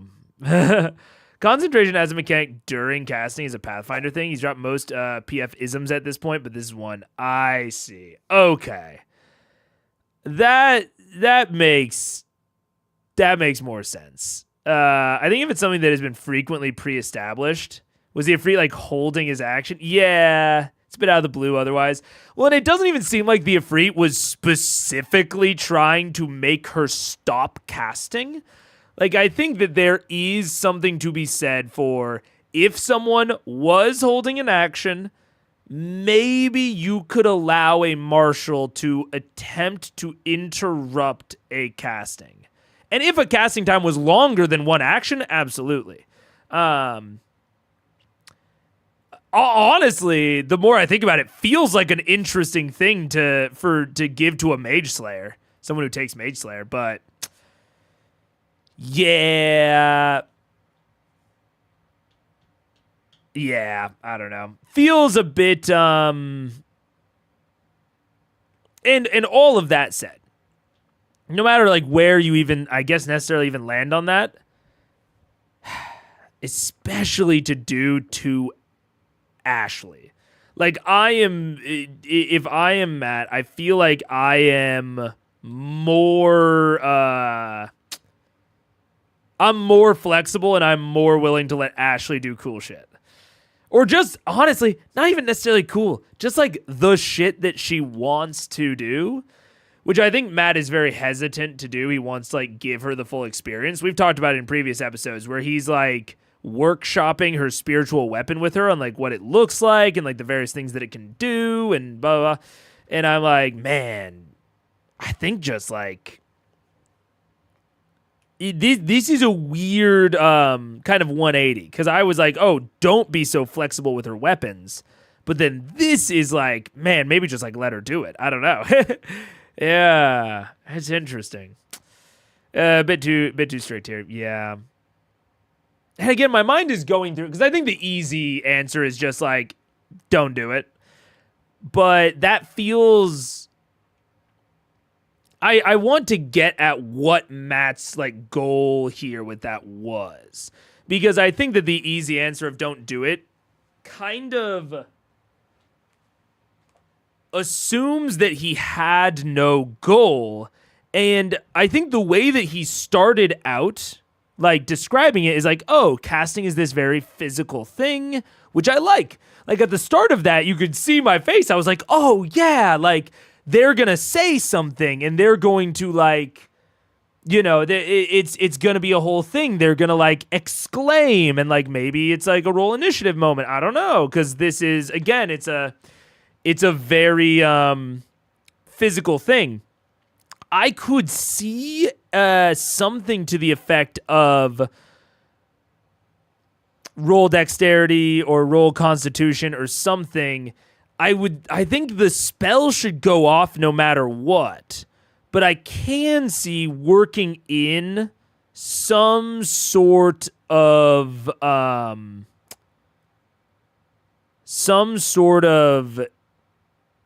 consequence towards some manner of failed roll here.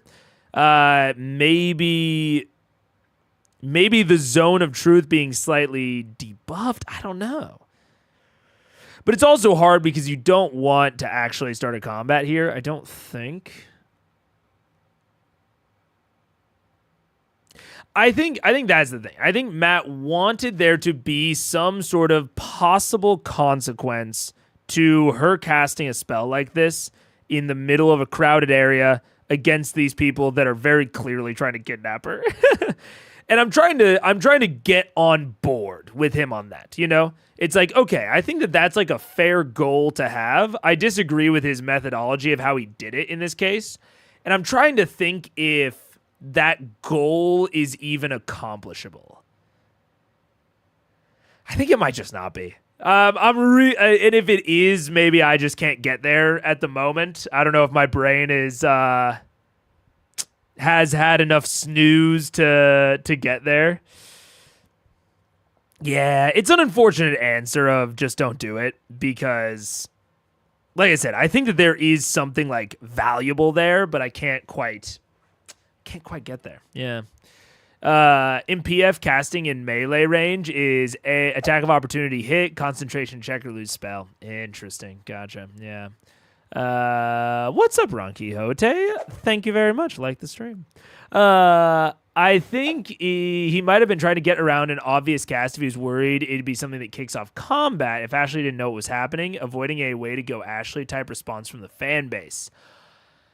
That's a good point. That is a good point that I didn't really consider. Because I am, you know, I there's always a balance when I'm thinking about this, and I tend to try to think about it as if it's a home game, but there are always fan base type things of the fan base might see, oh, she cast, you know, Zone of Truth. That should have kicked off a combat. Hey, don't listen to me talk about the Vorugal combat because I'll jump down Matt's throat about enemies not acting reasonably. So that's a decent point, is he wants the Afridi to be able to act reasonably, and if she gets this spell off, they might have to act unreasonably. And like at a home table, you just pause. At a home table, you just pause and you say, hey, Ashley, I know you're not like, you know, you're not able to play very often. This is the sort of thing that might kick off a combat. If you're worried about that, I'll just let you undo. No harm, no foul. And I think regardless, he could / should have let her keep the spell slot. But that's a decent point. That's a decent point. Because like I said, I've gotten on Matt for enemies acting unreasonably, in my opinion. And I can imagine that the fan base might have done something similar in that situation. And there also, again, might be a level of like, you know, this seems like what is going on with like the Pathfinder type thing. They're not directly hitting her, so I think there's an amount of like fallback there of like not necessarily that he is remembering the Pathfinder rule exactly, but he's like, oh, what do I do here? Falls back on his like Pathfinder instincts. Yeah. This is Cast Zone of Truth. Ifrit, look, the truth is I'm gonna punch you in the face now. Yeah. Ooh, complicated. I think at the very least, even if he just should have let her cast it, if we ignore that and we say, do everything else, I think let her keep the spell slot. Although, also at a certain point, they have a fuckload of spell slots right now. Does it matter? I don't know. That's a tough one. Grog as the base point, and all three of them are pushing you all to the left forcefully. Scanlan, what are you doing? Are these humanoids? Nope. Okay, I'm gonna start singing. I pick one, the stronger of the two, and I'm just gonna sing at him or her. I don't even know. Just turn around and sing in the face. Yep, just singing at them. I'll make you wanna leave the one you with, start a new relationship with me. It's how it's gonna be. I'm gonna cast Dominate Monster on it. Oh shit. Okay. Oh god. Go on. Do they know it? They're being dominated? Of course, but hopefully it'll give us a getaway. Sick beats. What's the DC on this? Warming their way into their ears. Well, it's my spell, right? Yeah, so 21. Jesus Christ, dude. That's the angriest thing I've ever heard. Fucking Scanlan. This be a lesson to all DMs out there. Be careful about creating magical items that increase spell DC.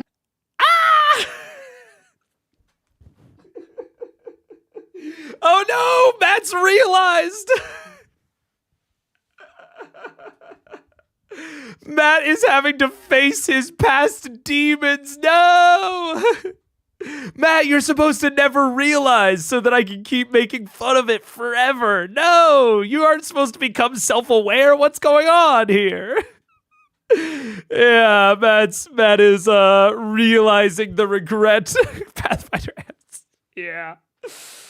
Oh, lol. Well, hey, look. Hey. Pour one out. He gets there. He realizes. Let's go. Good job, Matt. Just facts. Right, wisdom saving throw. Break it or something. It's not break it, but just be careful. Be mindful. Don't drop it. All right, so wisdom saving throw. That's on that. Alrighty. The Ifrit that is on the left side, the one that's directly behind you, the other one that's pushing Pike off to the side is separate. The one's behind you, as you turn around and singing up to it, it kind of stops in its tracks and kind of nods its head to the beat as you're singing, and its eyes kind of half close for a second, and you get the assertion that the spell has taken effect. The other ally is still pushing Grog and Pike, and basically scooping you guys into this alleyway to the left. Can I cast Hold Person on that one? It's Hold. I think I can do it on a humanoid. But he's not a humanoid. Hold monster. He's not a humanoid. Never mind. Monster. That's what you literally were just talking about. Command him? All right, am I standing by Scanlan? Are they in front of us now? No, they're behind you. Basically, you're like, kind of shoved off to the point. Scanlan turned around and did that as Pike's being shoved off to the side. And Grog, you're being kind of pushed shoulder, like by them both shoulder kind of shoving you in that direction. So that was your action. I can't also command him to do anything? Yeah. Can't I command him to do something?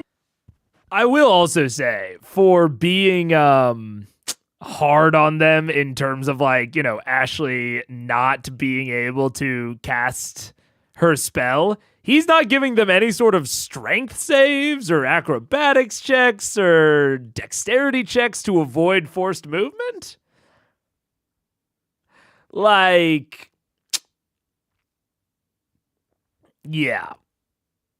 I liked the setup of this, of pushing the players into a decision. And this is a time where possibly the like Baldur's Gate 3 style, out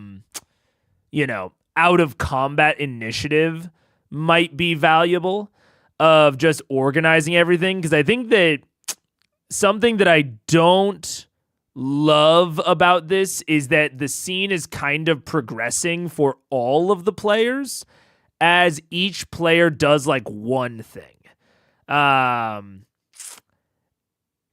Like they are continuing to be pushed off even though they have just been like kind of waiting their turn, They've also not really said they're resisting the movement. They haven't.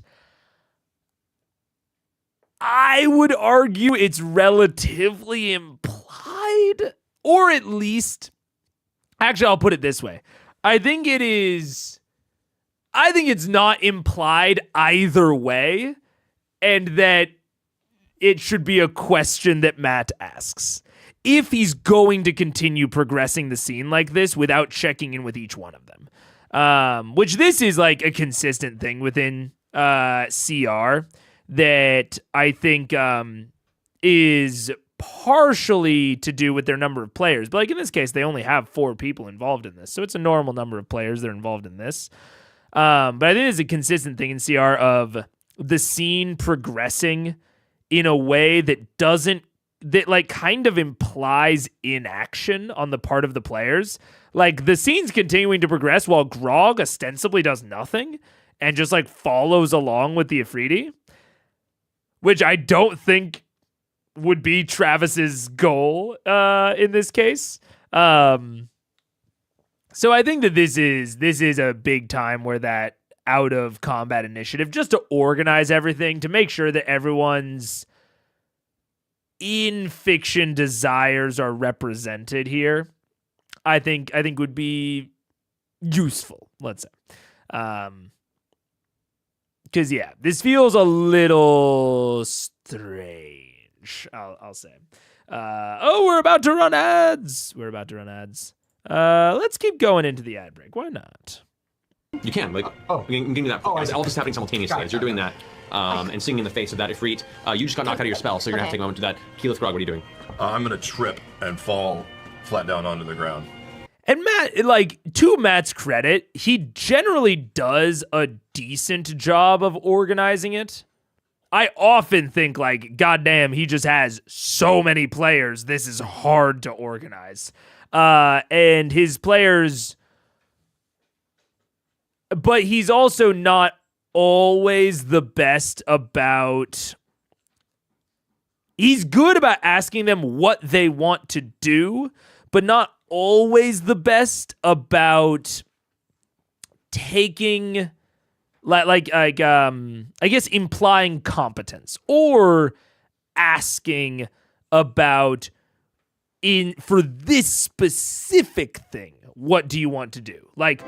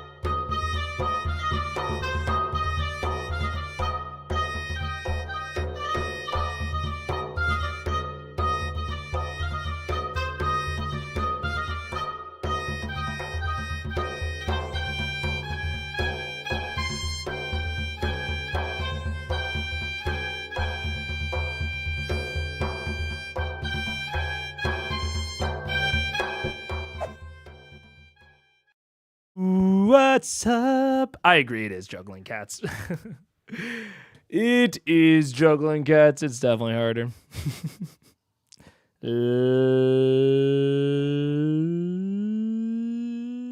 Let's get back into it.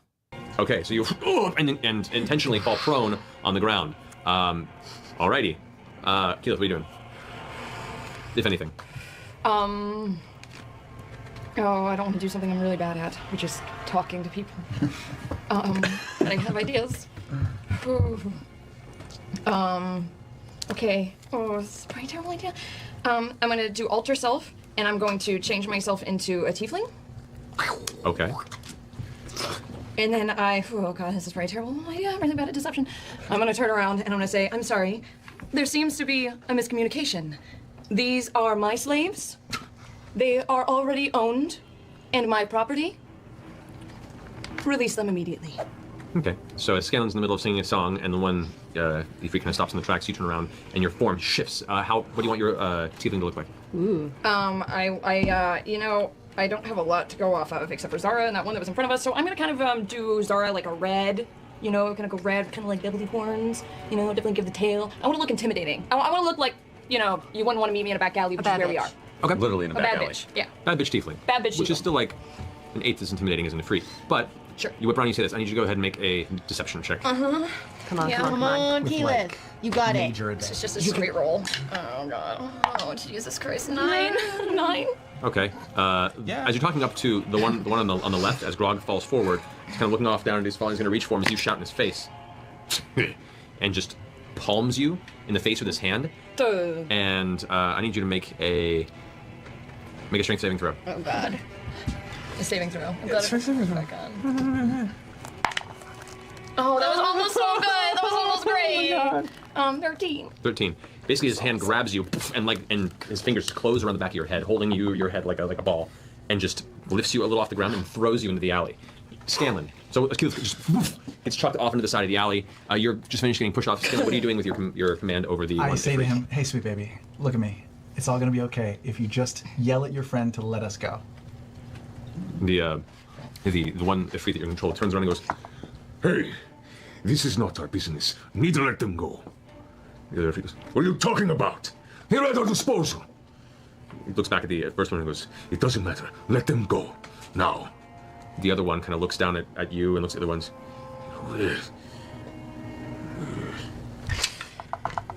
That's cocked. Glances down at you, Scanlan, and goes, What have you done to my friend? I say to him, "I'm just a mere slave." And kill him! Kill him now! Kill him! Kill him right now! Oh no! Okay, I'll need to make this. Actually, to dominate. Get up and run. Is anyone guys. else You in better this alley? fucking run away. Right now, from what you can see, you can't see anything. You're on the ground prone right now. You're just surrounded by everyone kind of shouting at each other at this moment. From what you can see, nobody else is in this alleyway at the moment. Right, Stony Monster. It's Crazy City. People. The only other thing I'll say about this is it forced out a decision which is good. Like I said it earlier the left right is a good decision point. Makes them make a decision about what they're doing.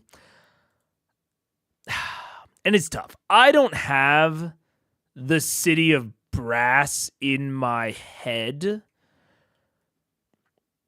But Matt essentially isolated them to let them kind of do whatever to the Ifrit. And to that extent, let the Ifrit do whatever to them. He's kind of isolating them from the consequences of whatever's about to happen. Which, because I'm not behind the screen, it's tough for me to say how good or bad that is. My instincts are the isolation makes it to where the other part of the party can't join in and removes them from learning more about their situation. Like removing them and making it, not consequence free, but lower consequence does take, the reins off them a little bit. It allows them to be more kind of loosey-goosey with it. But honestly, if you're going to remove the consequences and, isolate them, let Ashley's zone of truth go off. So it's this weird it's this weird thing of as the scene has progressed, it looks like it's leading more and more and more just towards a fight in this alley. But if we're going to do the fight in the alley, or if we're going to do a fight, I would rather the other members of the party join in because fights take so long. So I wouldn't want it to be isolated. I don't know. There's a lot of conflicting things happening here, and I don't know quite how to parse all of it.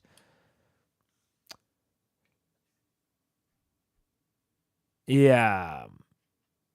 But I think more broadly, I would have just stopped this still in public in the street and let the consequences fly as they may, especially because they have an escape plan. They have a panic button if things really start to go bad. So I think I would just keep them in the street where their other members of their party might be able to join back in if it does go to combat. And let the chips fall where they may. Because they have tools. They have influence on another plane. They have a panic button.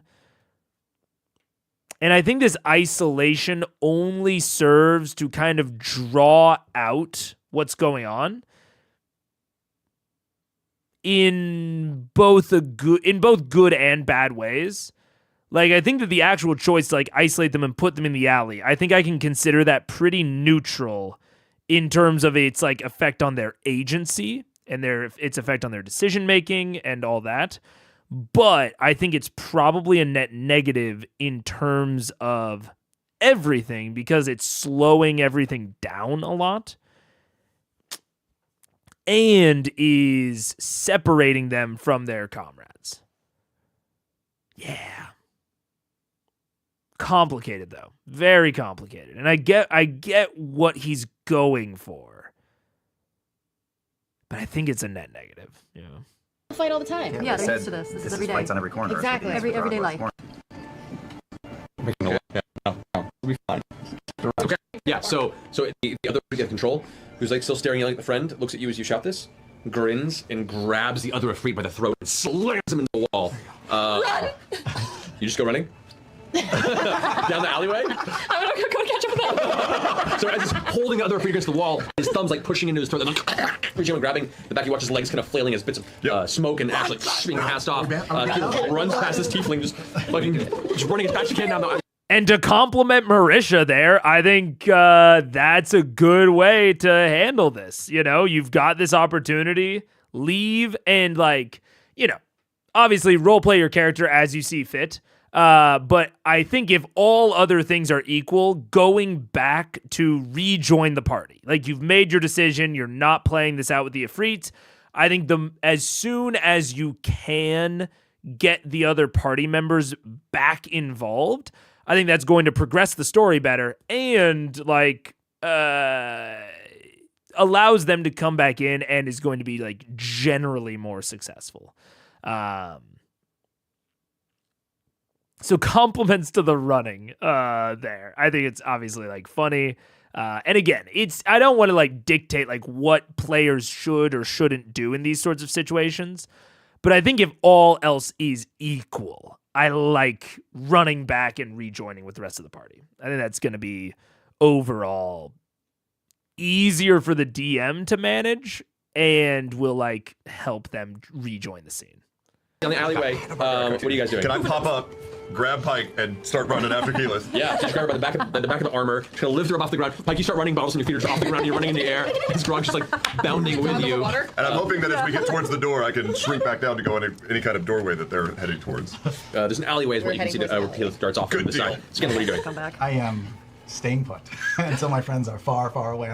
I'm watching them, just back and forth. Okay. You watch as the one holding against the wall. There's the one who's being reaches down and pulls a blade out the side and begins just jabbing it into the arm of the guy who's holding him. Run. Oh my god. which okay. 6 damage there, and he gets to make a saving throw because he took damage. Oh God. So he's like stabbing him with the armor, peeling back, still pushing into his throat. Takes him, lifts him up, and slams him into the other wall, causing him to like drop the dagger in the other hand, and begins to just push him down towards the ground. Just you can see his eyes still kind of intense, but controlled by the spell as he's pushing the other Efreet into the stone. You can, or into the dark stonework, and you see kind of cracking and breaking against the force. The other let's see here. Okay, the other Efreet now is being held against there. He begins chanting something beneath his breath. Oh shit. They do magic shit? Yes. Yes, they do. I thought they were just big and scary. No. So he's like chanting under his breath, and you watch as the words begin to emit, his form begins to shimmer and change. How far away are my allies? How far have they gotten? If you're glancing around the alleyway, at this point in time, full pace, full round, you see Grog and Pike have just now disappeared around the corner of the alleyway, so they're now all out of sight. Gone? Keyleth is gone. She got there before they did. Okay. Actually, you guys would have caught it pretty fast because Grog just speed. So Keyleth would have gotten a head start, and then Grog just bypassed her. So you just see Keyleth disappear around the corner of the alleyway. Also had Keyleth too, yeah. I've got them both. All right. Over the shoulder. So my work here is done. So I'm just going to sort of tip my beret. Good day to you both, and I'll dimension door into the alley with them. Okay. Wherever they went. Okay, so you Actually, I don't know that alley. You don't know I'm the alley? just going to go in that direction, the number of feet that I think it is. Okay, so you'll be appearing at the mouth of that alleyway, and you can dart into it. I would say go ahead and make a stealth roll just to see if the one who's currently casting even has a glance of seeing you at the corner of his eye. Oh wow! It's the best roll I've ever done. 21. Okay. I like everything about how that resolved. Everything about how that resolved, because I got nervous as putting myself in the head of Matt of like Sam not leaving, and I think that escalating the fight, introducing the spell casting, and then I very much understand the desire for them to not get away with this totally scot-free. I think that there's like an aspect of honoring player choices and player consequences. So forcing the stealth roll to see if they, notice what is going on, and that you are dimension dooring. If they are a spellcaster, they might know the general number of feet that a dimension door could even go. Maybe they could track it. I don't know. Even if there's no planned consequence on the other side of that stealth roll, even the implication that there might be a consequence, I think is good, especially if he succeeds. Because now he feels like, ooh, I avoided a consequence, even if you didn't have one planned as a DM. Yeah. I think going into that net negative, I think going out of that net positive. So I'll call the whole thing a wash. And the moment as you disappear into the door, you watch as the Efreet is being choked, his form turns into just reddish white gas, like a cloud of mist, and escapes the grip of his friend, who then looks up and... let's see here. Okay, yeah, he's just going to go ahead and angrily look up, and his legs turn into that burst of flame, begin to rise up, and begins like clawing at the gaseous cloud as you disappear and vanish, leaving them both still fighting. Wow. You pull into the alleyway, and you guys are all there for a moment. You see the rest of them further down the alleyway now. Do you continue following them? Yeah. Do we need to hide? Do these alleyways connect? Does it like block around? You were walking down the one that you were pushed into, essentially as you're walking forward, is to the left. You guys continued forward past 2 more alleyways and then went to the second one to the right that way. And so this one just continues down, seems to curve around after about 100 feet or so through a series of buildings that are built just right next to each other, giving you just one pathway that curves just out of sight. Let's go as far away out of sight. As far away out of sight. Okay, so you guys begin continuing forward down that alley. You hear in the distance the muffled sounds of some sort of weird echoey scuffle, and then just turns into it seems to vanish into the rest of the kind of atmospheric sound of general wind being blown through, tight passages and the occasional flare of flame. You all turn the corner as it begins to curve, and then suddenly there's another kind of splinter alleyway that descends into stairs, and you guys following the 2 humanoid individuals you originally followed continue down that path and lead you into what looks like a small enclosed room. There's a door that's partially ajar, and they kind of shove their way into it and disappear inside. Do you follow? I think that's the option if everybody's running like they're running for their lives right now. Oh. All right, so you guys all dart into the same... Oh, shit. I forgot that there's, like, weird foamy shit under here. One second. I need duct tape. I'll be right back. I need to get duct tape for this. 1 second. It kept catching on this and then it just came off. Yeah, 1 sec. I'll be back.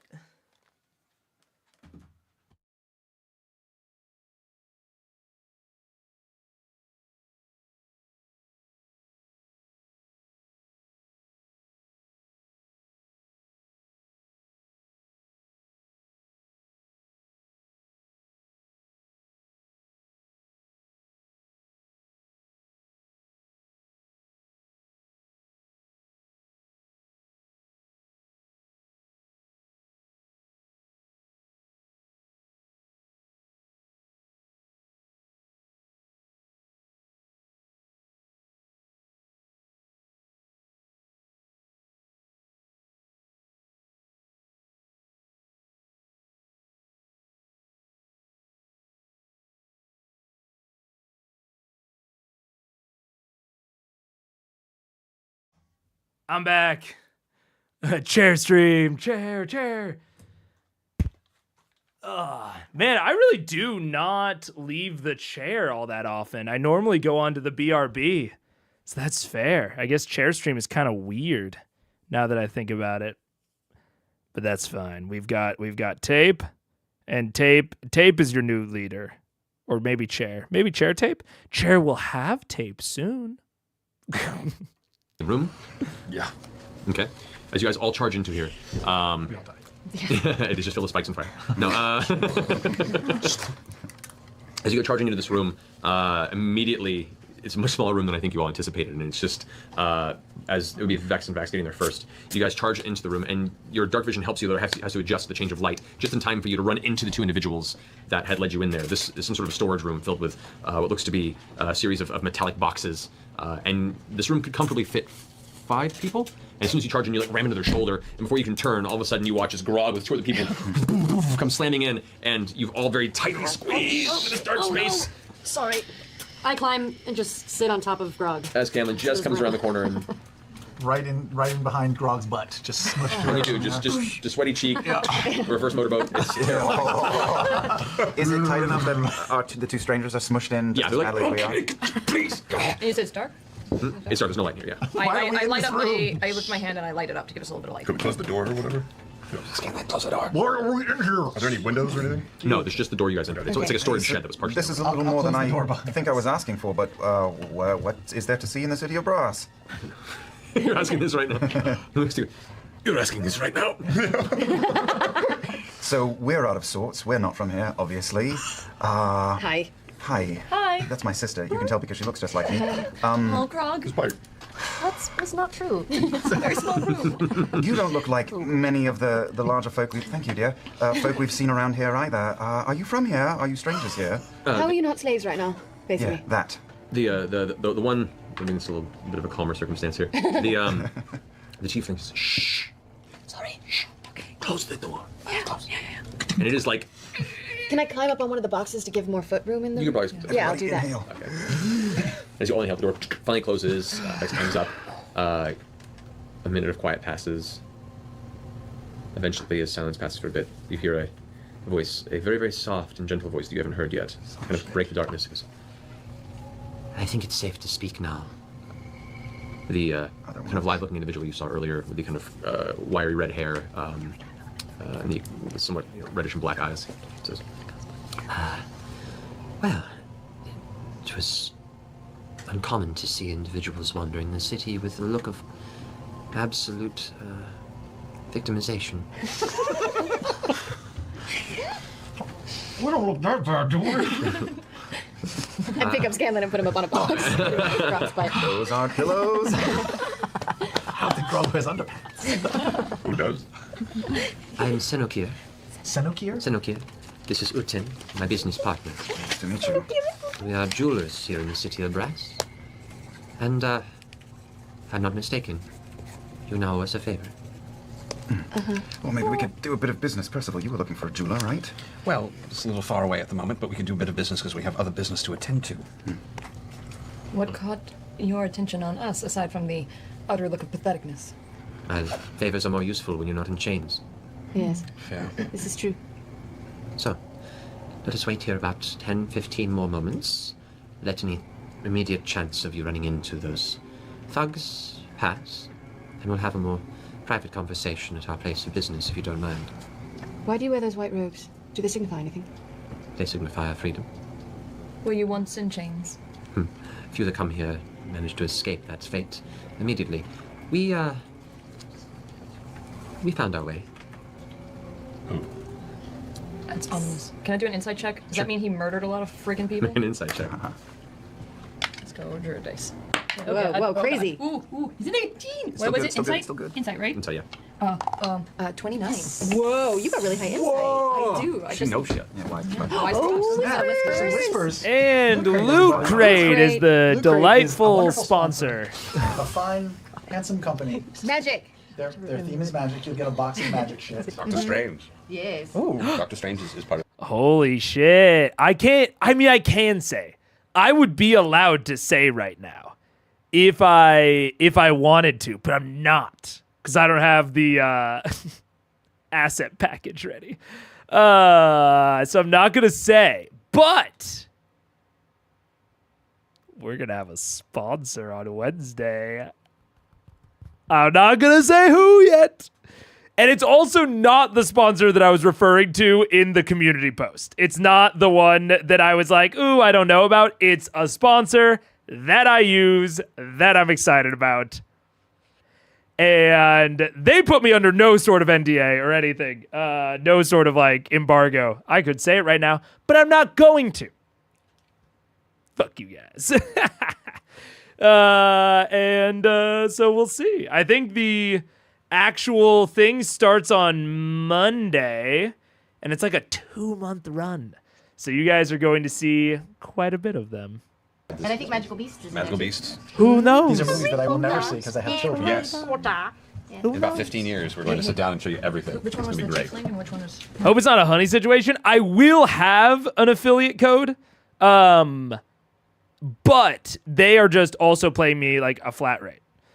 So, I mean, obviously they want to get their money's worth, so they're expecting an amount of uploads, which now that it will actually probably affect me, uninstall Honey if you have it, or just, I guess if you use my code on anything in the future, because Honey skims off affiliate codes from influencers, and it sucks. And if you use Honey while trying to use an influencer's affiliate code, they will skim that thing, and the influencer will get screwed. So uninstall Honey if you haven't already. Yeah.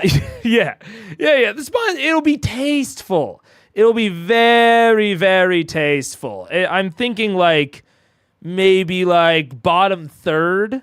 I think all of this could fit in, 2/3 of the space. Tasteful.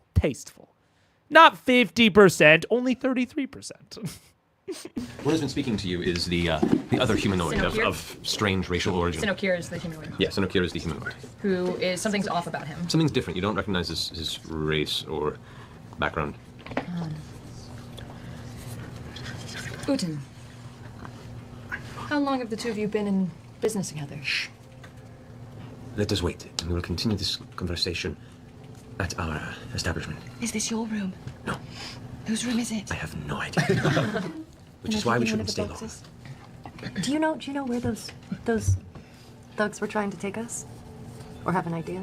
I have no idea, but I imagine they probably would have called in some friends to meet you, and you would have found yourselves in a very, very tough position. All right, it's really starting to smell like grog in here, so why don't we go? I think it's time. A few more moments, please. It was really hard not to fight, but I do terrible when I don't fight. And you wait in awkward silence for the next 5 minutes with any sort of sound, utterance, or conversation being immediately shushed by Sinokir. Eventually, Sinokir kind of perks up, and the slightly pointed ears of his form tend to almost twitch. I think passage is safe. Very well. Open the door. Follow us, please.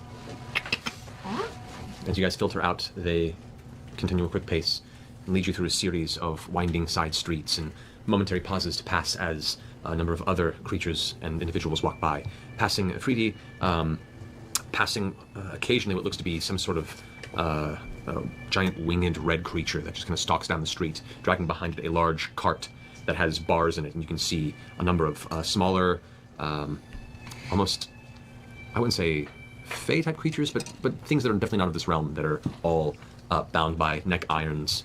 You do also see a few small families wander through laughing that appear to be humanoid, but once again their physicality is very similar to the individuals in Okir. So eventually you're led back to what looks to be a very simple exterior. It's a back entrance leading away from this main street. They both enter to this iron doorway. Sinokir pulls something from a pocket and glances at the rest of you. He pricks his finger and places it to the edge of this object, which now looks to be some sort of a disc. And it has a small point on one end that he uses to prick his finger. Once he smears the blood on the disc, he presses it against the door, and the iron door kind of opens up a little bit. Places it in his pocket. Come inside so we may speak, please. All right. Sure. Yeah, let's. I want to look in his eyes as we are about to go through and see how honest he looks. Make an insight check. I mean, everybody in the city wants us as slaves, so it's Right. not really any more dangerous in there than it is. Kind of flattering, really.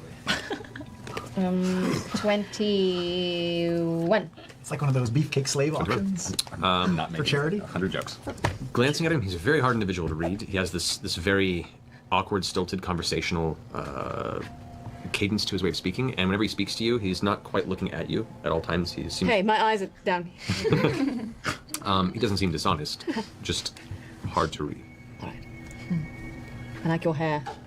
And I walk in. Okay. As you guys enter, these wall sconces begin to just come to life on their own across the walls. And on the inside, you can see this gorgeous workspace for all sorts of small level metallurgy and metalcraft.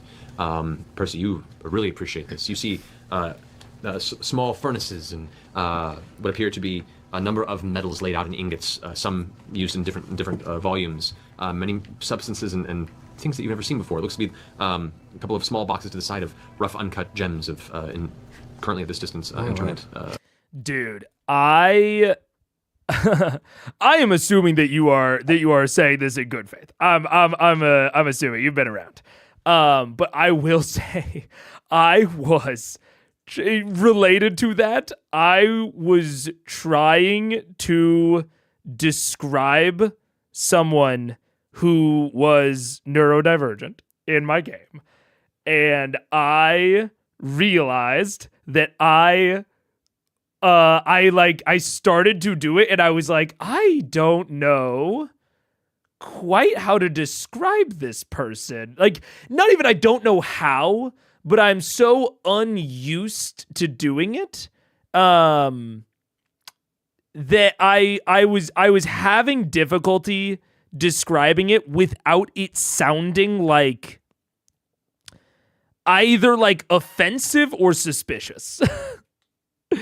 Because it's I mean, like this, Matt had to directly clarify of like, oh man, I don't know, or he doesn't seem suspicious. He just seems hard to read. Yeah, hard not to fall into stereotypes because we've had so little consistent representation of those sorts of things.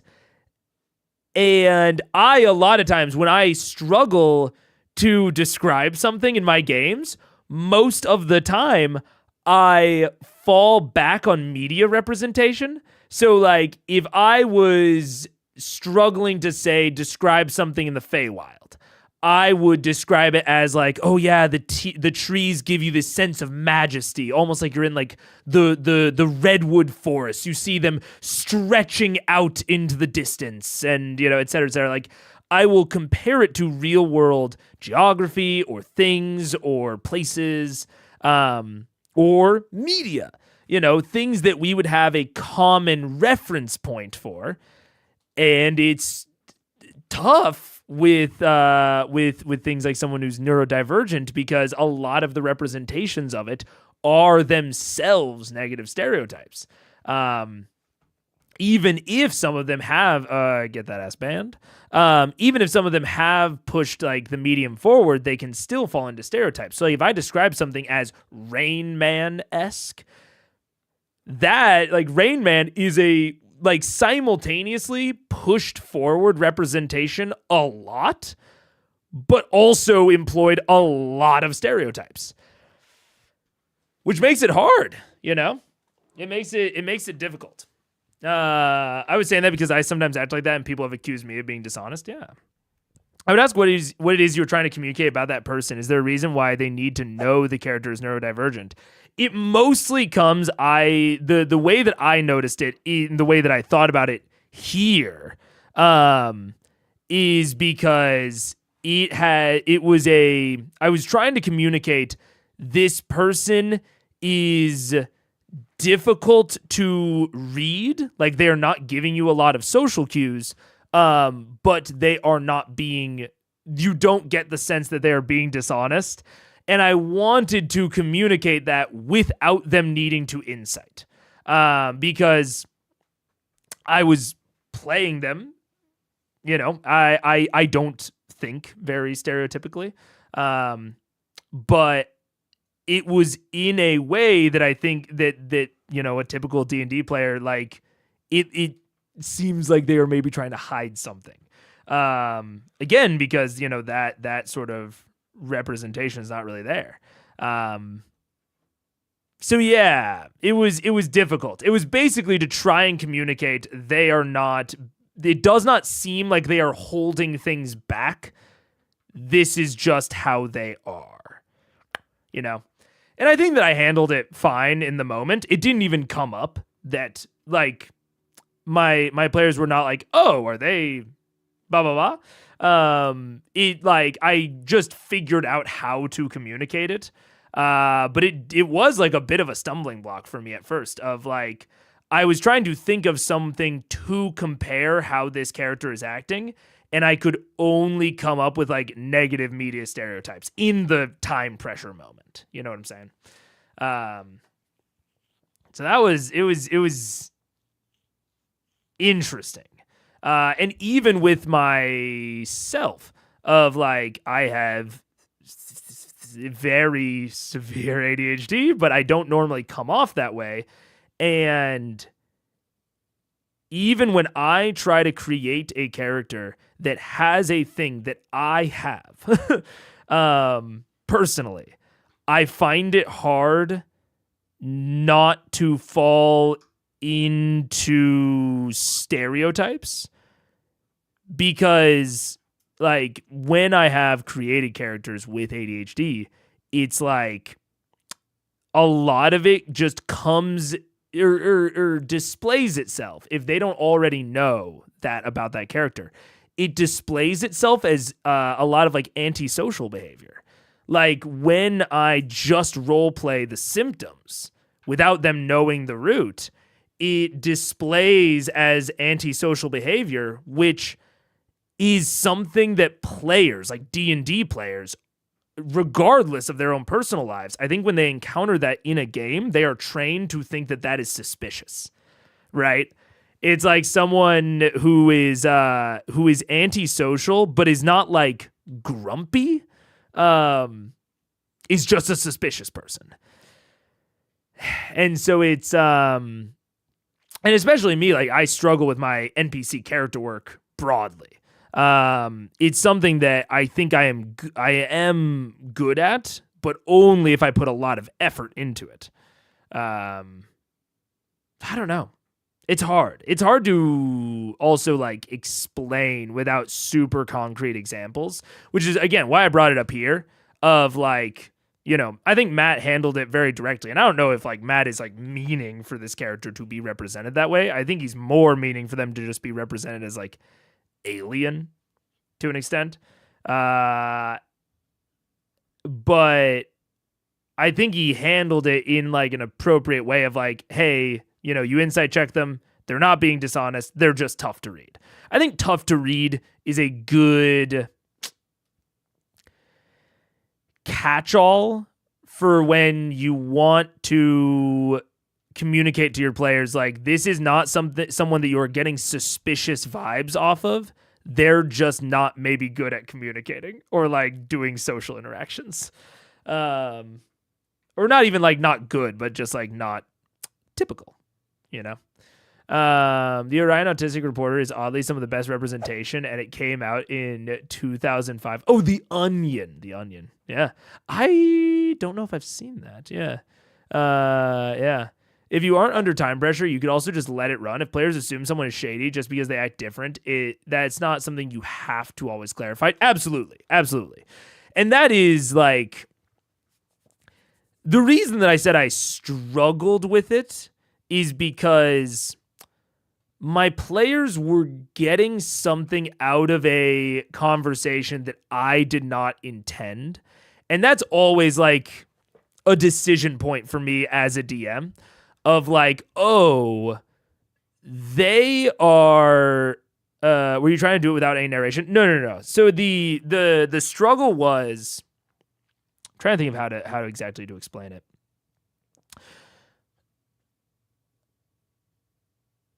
To compare it, I always say, like, I believe very strongly in foreshadowing danger. So if my characters walk into something that they think will be a balanced encounter and it TPKs them because it was not, and I planned for it to not be, that's my fault as a DM. Like, it is my...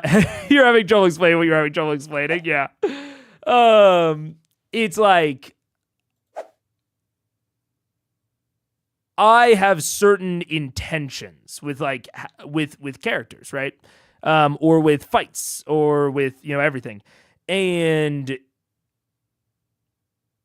if I am not intending for a character to come off suspiciously, I have to decide, like, do I do something to actively clarify this, or do I just let it ride? And anything that I could think of to actively clarify it felt wrong within the character. So, like, anything that I could think of to actively clarify what was going on in the fiction felt like tending into stereotype, and I didn't want to do that. It felt like not only tending into stereotype, but it felt dishonest and wrong for the character. And that approaches a level of, like, I have to decide in that moment, have I acted this well enough that the players aren't going to be caught off guard later when they realize that they were wrong? Because it's like, you know, Daniel Gray said earlier, it's like if the players assume when someone is shady, that's not something you always have to clarify. And it's not. But the big thing is making sure that they don't feel run around. Like, they don't feel like I misrepresented the fiction. That's what I really want to avoid. I want them to avoid them realizing that, or them thinking that I misrepresented or didn't thoroughly represent the fiction enough, and they made poor decisions because of my failure to communicate the fiction. You know what I'm saying? And sometimes that's on them, and sometimes it's on me. And so my struggle in that moment was feeling as though it was on me, but not necessarily wanting to or finding any good ways to clarify. I think I eventually got there in the actual situation, but that was my struggle, was feeling as though I had not accurately represented this character, but not being able to figure out how to more accurately represent them. Because a lot of it is nonverbal. Like, a lot of the things that would communicate the appropriate, like, representation in the fiction is a lot of nonverbal stuff. And, you know, I'm playing online. I can't always know if people are looking at my camera. And, like, the way that they were reacting, I was like, ooh, they're reacting in ways that not only, I think, don't align with what I'm trying to communicate, but like partially don't even make sense with what I'm trying to communicate. And that's what I really want to avoid. I really want them to avoid, or I really want to avoid them thinking things, not necessarily that are wrong, but that don't make sense. And that's the point that I got to that I was struggling with. I can't go into too much specifics in my game because they haven't fully they don't fully have like a total lack of suspicion with this character. And Paige might overhear me. So I can't go into too hyper of specifics. Because I've obviously very much implied that this person's like a good person and an ally. So can't go too specific, but yeah. I don't know if I explained that perfectly. But yeah. And like a lot of it is like, versions of myself. So it's like there's also a layer, I think, of like, oh, they're not reacting how I thought they would react, and there's a bit of me in this character, and I want them to understand it appropriately. So yeah. It's not really relevant to the discussion, but I've never noticed that your background moves. Oh yeah. It's very slight. It's very minor. But it does very slowly shift and move. I'm not sure if it's something that has changed over time, but Matt has used hard to read to cover anything from completely innocent regular Joe to Machiavellian person behind several conspiracies. So hard to read has become hard to read. Which that's the struggle, right? I don't, And sometimes you want that to be the struggle sometimes, but other times you don't. It's tough. But it's a bit hypnotic. I can't stop looking at it. And it like shifts like kind of behind the chat as well, because the chat's slightly transparent. Yeah. Anytime my players react in a way you didn't expect, as a GM, you start wondering if the fault is yours, the players, or the characters, and how much effort you should put into correcting it. Precisely. And that's the thing that I was really struggling, is not only trying to think through who's at fault, determining that at least it's partially me, and trying to determine how to correct it. And if it's even correctable, if it even deserves correction, yeah. Because some things do just work themselves out in the wash, yeah. Makes more sense than it did. Good. For anyone joining late and didn't watch the beginning, I'm very tired. So my explanations, I slept I think 3 hours last night. So my explanations aren't totally on point today. But yeah. That's that. Walk up and smack Percy on the ass and say, wait, you're not making a home here. I'm certainly thinking of some plans.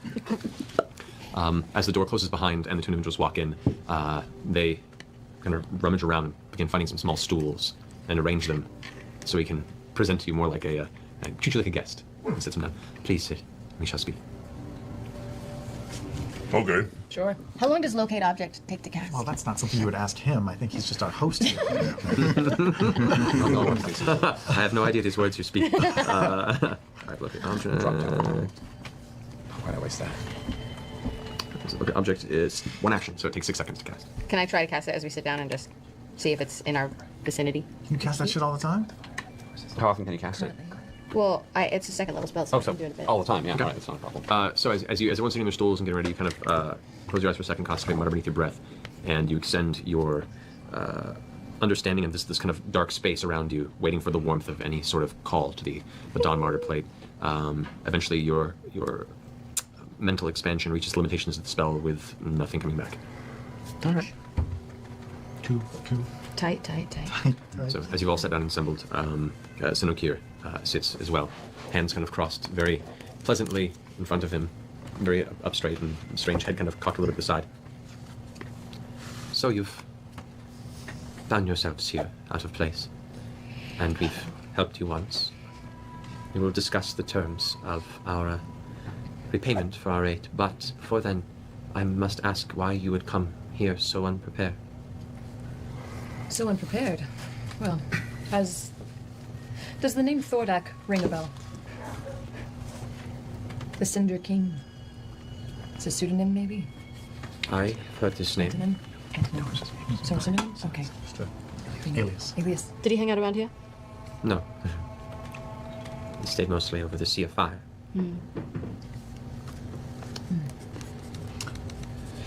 Anywho. What about that plate of? No, just like that. Maybe. I mean, I don't know. What are we here for? What are you here for? Thordak has escaped into our realm.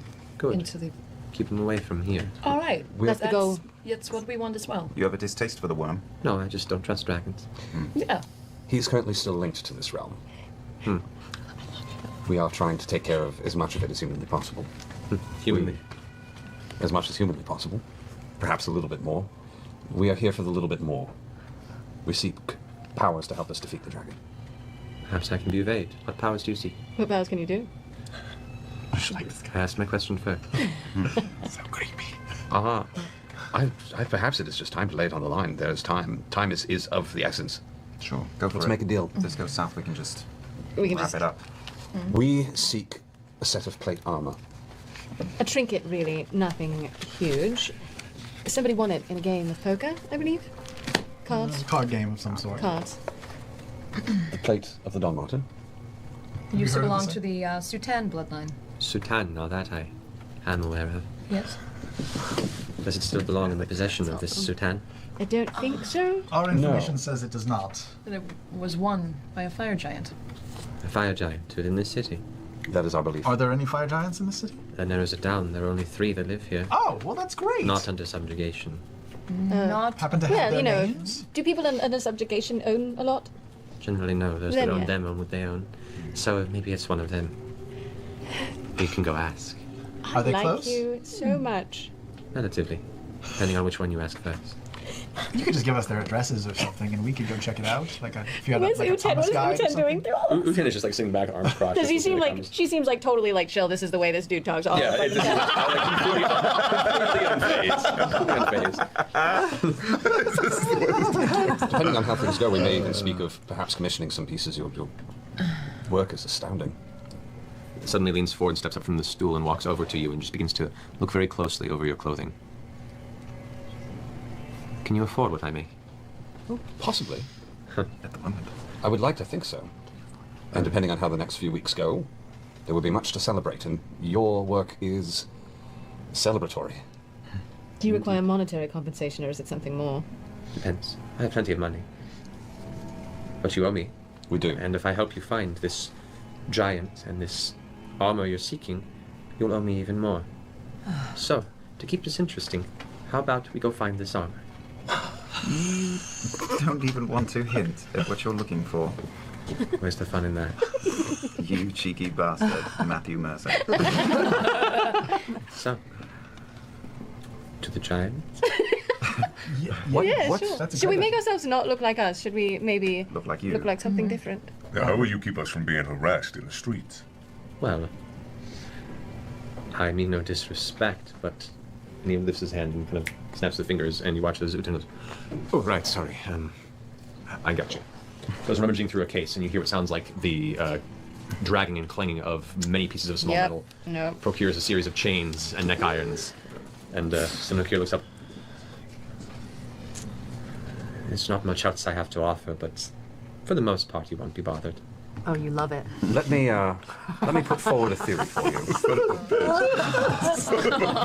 Whatever deal we make, I hate those eyes. I can't look at them. I love him. Whatever deal we make with you here, for the record, none of us will be staying. We may be coming back to fulfill some service. We may be coming back to fulfill some favor, and we will, if that is the deal we make. If that is the deal we make. But the deal we make will not include any of us. Is that understood? Is that agreeable? Unless it's for like a one-time sexual favor of some sort. Only In with which him. case, I'm up take for your that. pick. I'm up too. Oh my god, you people. What? Wow, polymogs. I think you will find our arrangements agreeable. And I may have some things to excite you with as well. Stop it! I know you've been doing it all game. I'm not taking anything. You said an accent. Well, it seems we found some. Look, I'm too obsessed with devil deals for my players to not go along with this. And I sometimes have to remind them, but my players are all generally aware. Like, how do I say this? There's a reason that my tables don't TPK.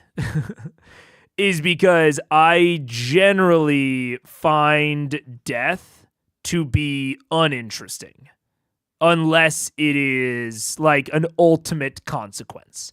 But I'm more often, and it's not even like I'm against killing the players or them dying, but I more often find that there are more interesting avenues that I would like to explore. And my players, I think to an extent I've trained my players in that way of trading favors, them being indebted to people and people calling to cash in on those debts. You monster only killing characters. Damn it. Only killing the player characters. But yeah, man. So it's like this sort of setup is perfect to me. And my players are very used to devil type deals, which is so funny. My players, they're in Saltmarsh. They were just like they cleared out the haunted house, and the module is like kind of like puts it up to a question mark of like, oh, are the players going to turn in the goods? Are they going to try to sell them? Are they going to try to like fence them? Blah, blah, blah, blah. Like the module puts out all of these options. My players never even considered turning it into the law. And that's not even in like they're bad people. They're not. They're playing like a pretty like morally neutral game so far. They very explicitly spared someone that it would have been so much easier for them to kill. Like they're not playing an evil game or an outlaw game or like an illegal game, but they just inherently assumed that it would be better for them to try and fence the goods illegally. And all of them are like, yeah, I didn't even consider giving it to the guards. Like, I mean, what would they have offered us? Like half of the market value? And I was like, yeah, probably. And they're like, nah. They're like, I'd rather trade it to the illegal fence for some good shit, you know? So my players are just so, and that's not to, hey, and do not put too much credit on their name. They do not put value on anything that those motherfuckers do. This is not me implying that they're all amazing players, all right? Don't give them any credit. But yeah, I think there's a degree of training your players to do the interesting thing. To bring it all back to me, it's my fault. It's my fault? It's my pleasure? No, that's not the word. I'm the reason that they are interesting. Because players are vexed. My players are vexed. If my players are any people at this table, they're all Taliesin. All right? Let that sink into what I'm dealing with at my table. They're all Taliesin. Paige is kind of Ashley. And that's about what I'm working with. The rest are all Taliesin. One of them is sometimes Sam. I'm working with pure chaos. And they are like actively seeking out the devil deals, but they will never admit it. They will never like go around being like, where are the cursed items? But the moment that one comes in front of them, they're like, they're just salivating over it. Like I gave them such an obviously cursed thing. and someone told them, like, that thing is probably cursed. And all of the players like, no, sorry, not all of the players, all the characters are like, no, it's not cursed. There's no way. And then I asked the players, they're like, do you guys think it's cursed? And they're like, oh, it's obviously cursed. And it's like, come on. Shit, dude.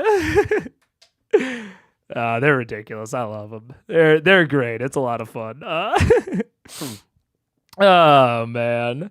To be fair, I have a hard time making a power structure that isn't inherently evil. Well, me too. I got a big problem with authority personally, but so I feel ya. Oh my god. Always humble Mega. Yes, sir. Yes, sir. That's you know what? Don't put any credit on their name. It's all me, baby. My players are good people only describes their character actions. I like all my players. They're great. But yes. I mean, Your Honor, my client plays a neutral good paladin in 5e and donates half his treasure to the local organization. Exactly. Taliesin is mostly predictable. Ashley alternates between cute and innocent and chaotic neutral on a whim. Yes. I would say one of my characters is incredibly Taliesin.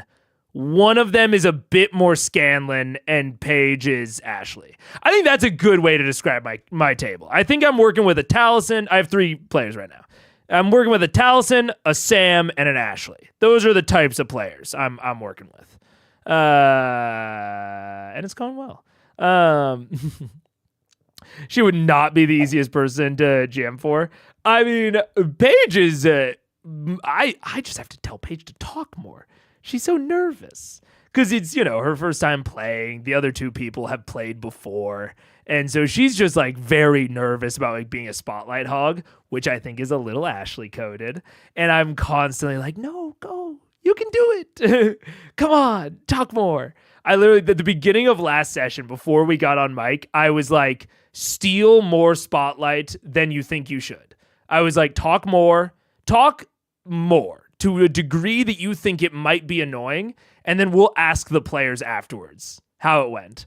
And we asked the player. I like kind of brought it up afterwards. We're like doing our what do you call it? Our debrief. And I was like, so how'd you guys like think the like player balance, like the spotlight balance was that game? And the other 2.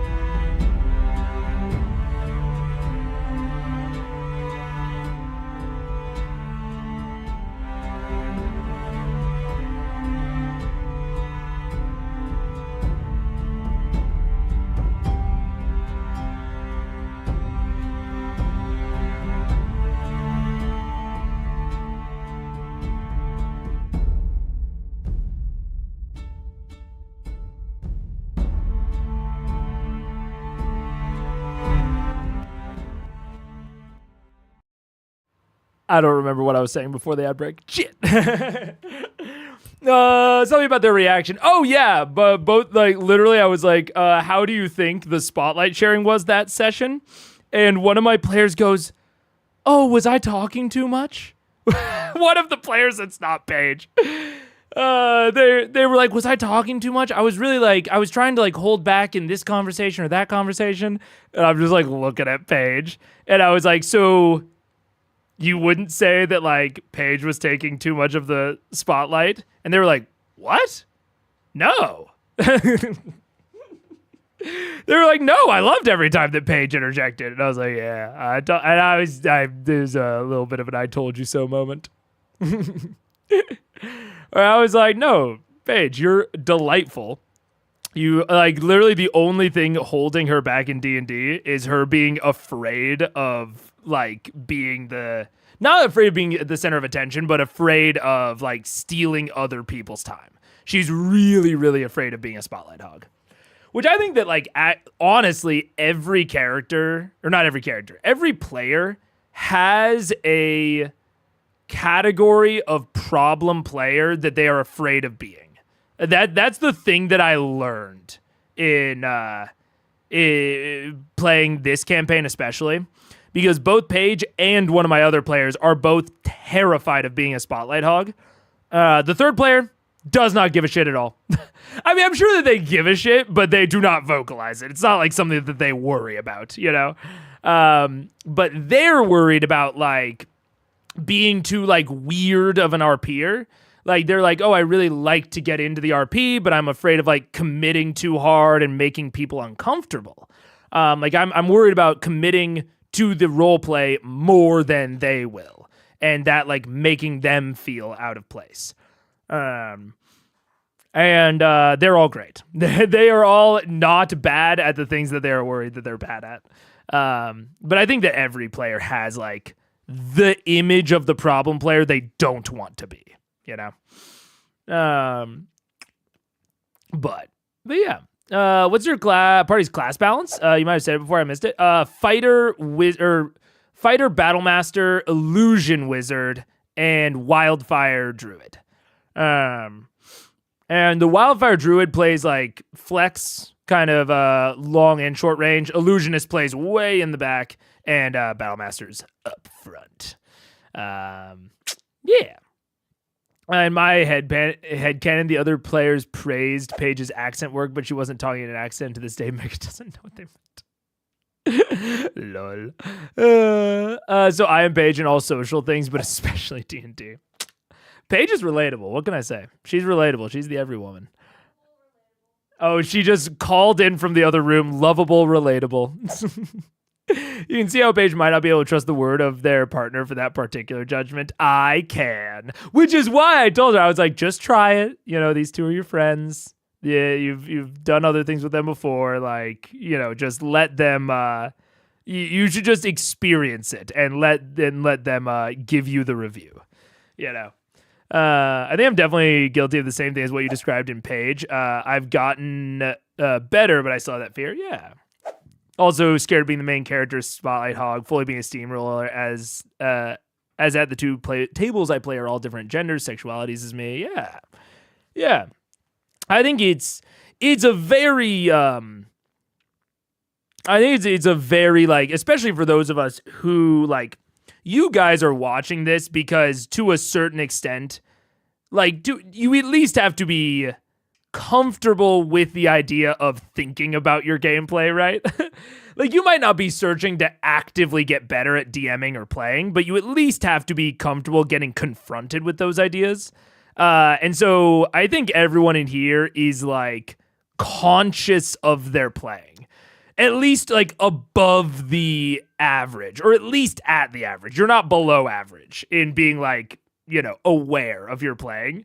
And I think that crop of people are going to be more on the concerned side about this sort of thing, you know?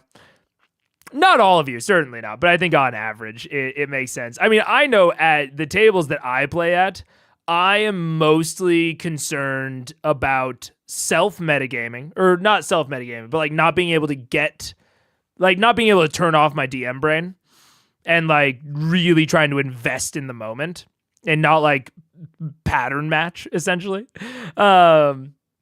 That's my main concern. And then my secondary concern is talking too much, but that's in all situations ever. I have to any social, I mean, what? The streamer that talks to chat for 7 hours straight is maybe a little bit maybe by default yaps too much in social situations when they feel uncomfortable. Whoa! Who could have guessed? That's me. Problem people are expecting in themselves never the problem they have. They would be too aware of it. Yeah. And played so little comparatively that I worry about having bad behaviors that I'm unaware of. Yeah. That's yep. Completely quiet, maybe or 4 hour monologue. Lol. Yeah. Anyways, it's yeah. I want to play again at some point. I have like a type of character that I want to play, like a personality that I kind of played in a one-shot, but I played them so wrong because I played a low charisma character for the first time, and I just kept playing them as the face. And it wasn't even like, oh, they're low charisma, but they were the face. Like, I built the character to not be the face, but my instincts are just so, like, face-oriented, and, like, you know, being the talker, that, like, I kept, like, not stopping myself, but I really want to, like, play a quiet character. But it's so just, like, against my instincts. Like, but it's, like, as like, a growth exercise, you know? I worry about talking too much? Yeah. Playing a bar is fun because it suits me, but I also try to not fully dominate being the face because I don't want to dominate. Yeah. Like, that, and that's my thing, is, like, I've always played I've never played a bard, which is kind of weird. I played mostly a sorcerer and a warlock. But I've played those, like, high charisma face type characters, and I've never played, like, a quiet behind the scenes one. And the only time I played one, I played it terribly. Like, terribly from what I wanted to get out of the character. So I don't even, like, really want to play to play. I want to play to consistently experience that character again. But I don't know that I have time. I barely have time to play or to DM. If I had enough time to play, I would just want to start GMing BitD again, because I miss playing BitD. But I have to, like, completely reconstruct the campaign, because I really didn't know what I was doing when I started, which, like, fair, I was learning a new system. I don't hold myself to that. But I really didn't know what I was doing, and I just, like, fundamentally set up the campaign wrong. And now that I know more of, like, what the system is good at and what I want to get out of the system, I would have set up the campaign totally differently. So I need to do that at some point, but then third priority is playing again. I'm assembling Southern Accord at the time. Coming on each other. Place these gently upon yourselves and we'll be on our way. Don't you have any white robes you can give us instead? I'm sorry, no. Those come with station, and station requires recognition. None will recognize you here. You'll be found out immediately. Should we chain ourselves to each other or to you? Check out this. Those What if one of chains us, and see if they're magic? a few of us could look like you, to keep all of us out of chains? Maybe a few exceptions? Can't he look like you can get big and then look like an Afrizi? I can look like one of them. Very simply. I think we'd all feel a little bit comfortable if some of us were free. Some of us were free. Sure, if you are confident. Maybe study him and I change to like maybe somebody that is better at talking. I don't have to talk. I just have to look like someone else. That's not that hard. Oh, for God's sakes, I'm going. I'm gonna go over look at the chains and Arcana check them. See if they're magical. I change myself to look like one of him.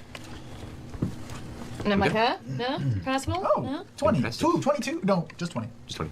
The chains appear Monday. Great. They are heavy, they are thick, they are definitely functional, but they are not. I'm gonna slap some on. Okay. I'm going to slip on my ring of invisibility and spend the next 20 minutes attuning to it.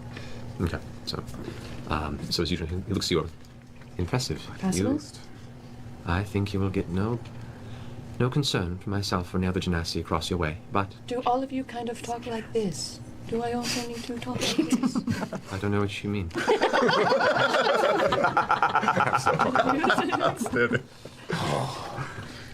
Never mind.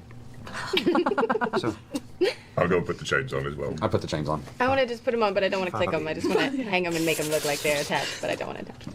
Okay. Yeah, okay. Make a sleight of hand check. They fall to the floor. Are they wrist or?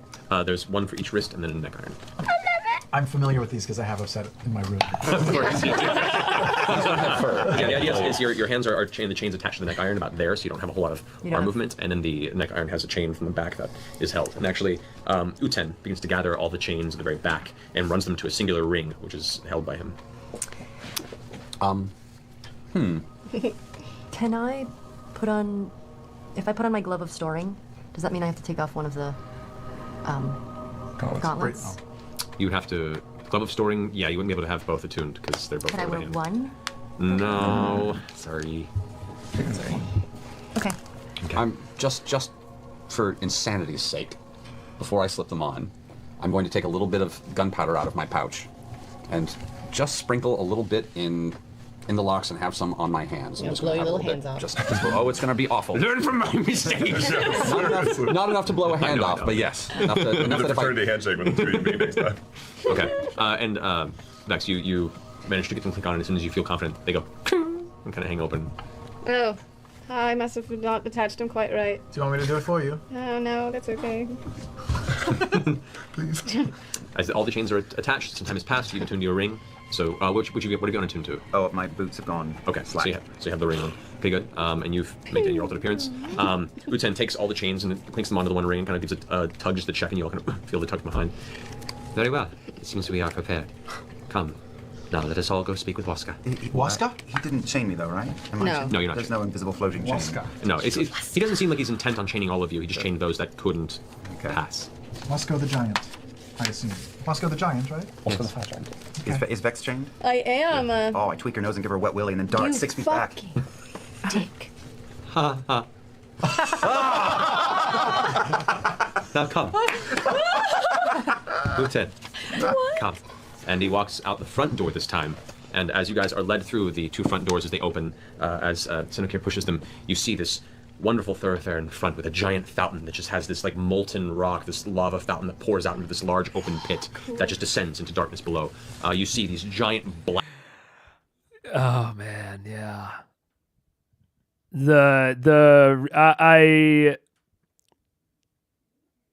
This is closer to the tiredness is closer to my real enjoyment of things. I very rarely laugh out loud or even react. But I thought that was very funny. I wouldn't say that like during a normal stream when I'm like more energized or less sleepy that I like fake any of it, but I just how do you say it? I display the things that I feel inside on my outside, which takes conscious effort and energy. And so when I've got the less effort and the less energy, I still feel the things on the inside. I just struggle to communicate them to all of you. But that was very funny. I like this guy a lot. And even that sounds so like monotone. But I like this guy. I think it's weird. It's weird that he's... I think this is kind of inevitable, yeah. But it's weird that he's being played as a bit of a joke.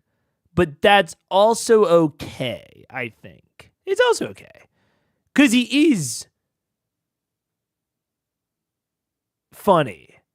But he's funny because he's being played funny, not just because it's different.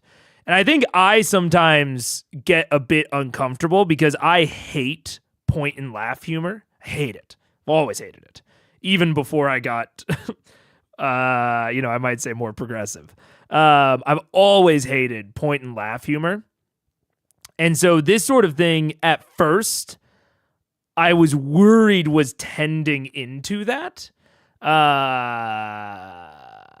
I legitimately just think that he just is funny separately from a point and laugh sort of thing. You know what I'm saying? But it's tough because at first I was reserved. I won't even lie. I was a little bit reserved about this. I was like, ugh, I don't know. But I think he just is funny. Like that laugh is obviously funny. And I think that they're all coming around on him to like liking him, which I think is like helps me with it, helps it not feel so point and laugh. But yeah, it's an interesting line to tread in terms of like character work and comedy, of like making a funny person that is just inherently funny, but not pointing and laughing at them, or laughing with them. I think it's difficult. It's difficult to pull off. I'm not the best at it, I wonder if different kinds of elemental you could be at once. Genasi of one type, Draconic Sorcerer another type, or what else? Oh, I see what you mean. Yeah, like individual. So it's like, yeah, Genasi, Draconic Sorcerer, maybe like Warlock Genie. I'm riffling through the types in my head. I don't think 4 elements monk counts.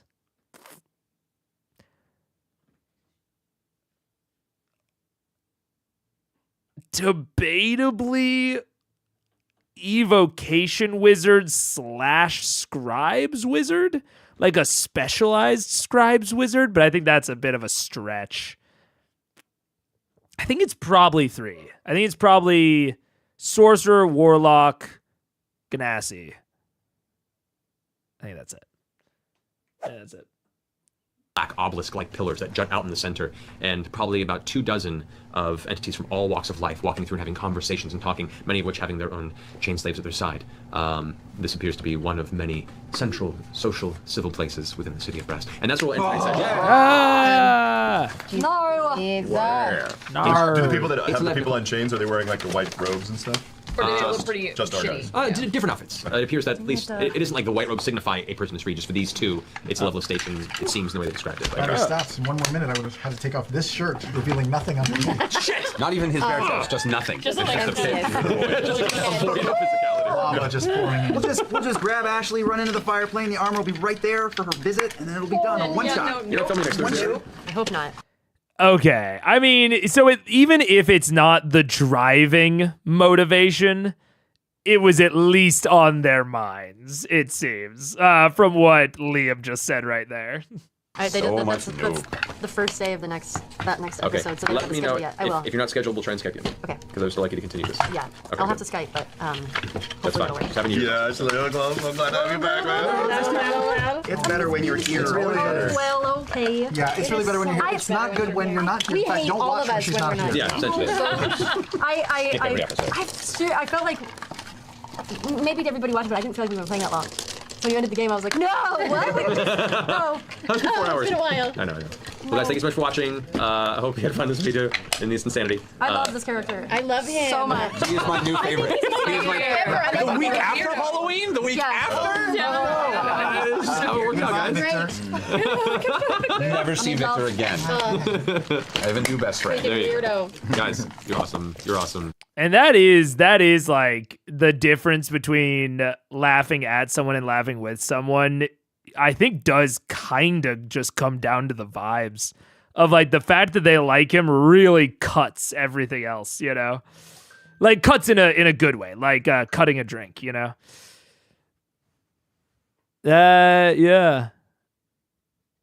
Interesting. All right. Well, cool. I think, I mean, I'll have, big takeaway. But I think that it does appear, I would say, especially given what was in the post session that they were doing this mostly because Ashley was there. And with that being the case, I think it's not been very long in fiction. And I think, wait, is the episode already over? The episode is already over, yeah. And I think the in fiction time has been handled well. Matt really quickly had them meet people that could probably connect them appropriately. And like gave them an opportunity to get in with those people. So he really, really quickly gave them a lead, and that lead was a guide, which I think is huge. Having an NPC that Matt can pilot makes things go so much quicker.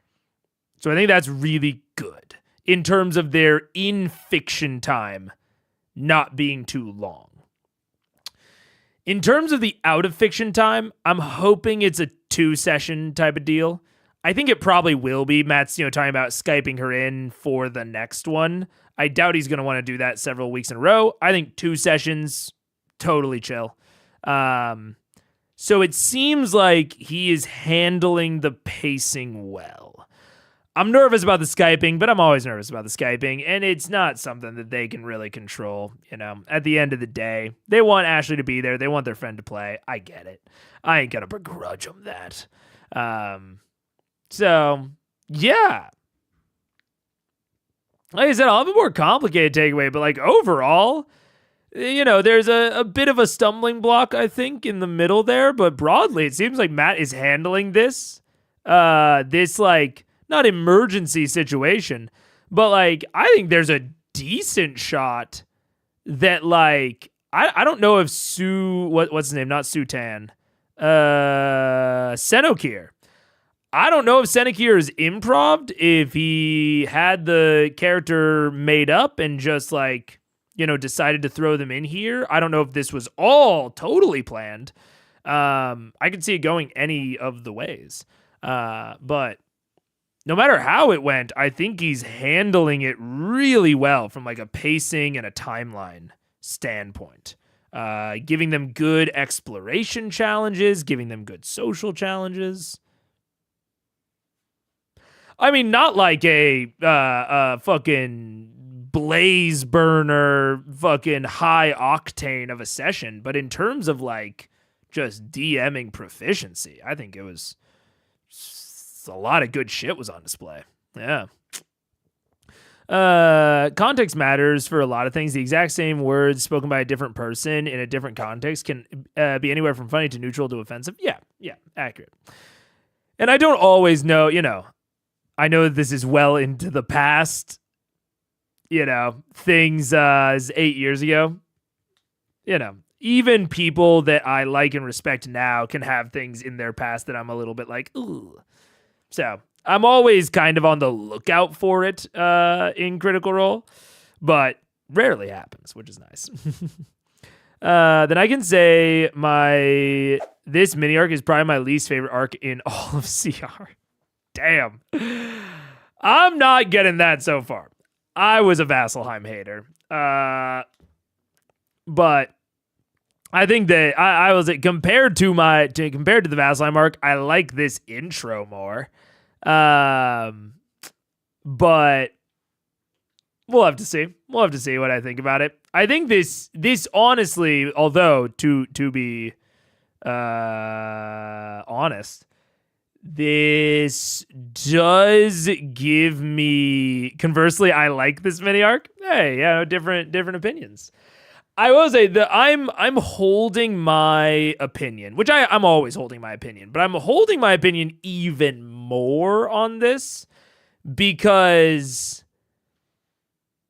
this gives me similar feelings to the Underdark arc. Sorry, not the Underdark, the Vasselheim, and the like pre-session or like the first half of the Vorugal episode, or is it a mega arc? Dun dun dun. I think I tend to just passively dislike arcs that have meta constraints on them. Because it's Pike-centric. Not even because it's Pike-centric, but that it is happening because Ashley was there. That's, and a lot of times those have to be like more worked into the fiction. Like there's more of my belief that I have to suspend. And honestly, I'm really suspending my opinion so far because I think that Matt has handled this so far in terms of meta constraints the best out of any other segments that I felt had large meta constraints. Like, I think it's happened a few times. I think it happened with, like, the Kevdak fight, like the West Run going off to them skipping over West Run and going to the Frostwheel instead. I think it happened with the Vorugol fight, Vasselheim. There's been several points where it felt like the story was molded to fit exterior meta constraints. And I tend to, like, I think that puts like a passive debuff on my opinion, but that can be overcome. That can certainly be overcome. I don't think Vasselheim overcame it, but I think Vorugol overcame it just fine. And I think like the Frostweald and Westrun overcame it. So it definitely can be overcome. So I'm holding my opinion or until we see. Yeah. Just nothing that has enough to justify the massive plot tangent. And I usually don't mind passing and slowness, but that's bad timing. Yeah, and I think what I'm kind of hearing from that and from you voicing is like the meta constraints, like the plot tangent. Like you don't feel like it overcame, or you don't feel like it was good enough to justify it feeling strange within the larger context. Like, even if you take it in isolation, like maybe you think it's okay, and it being okay is not enough to justify itself. Which that might be how I feel. I think other people have like that like affects them less. Like plot tangents, you know, or like context within the larger plot. That like affects their viewing experience less. It definitely affects my viewing experience. We'll just have to see. I don't know. I can't say. Like I said, I'm holding my judgment because I'm also one of the other reasons that I'm worried I possibly won't like this is because I'm not generally a huge fan of a good to neutral party spending time in evil civilization.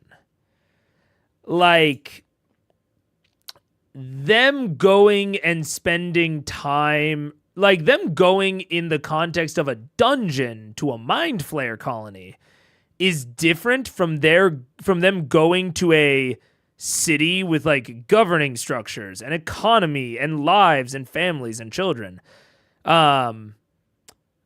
But that society being what we would know, like outside of our, in like our outside realm, like what we would think of as evil.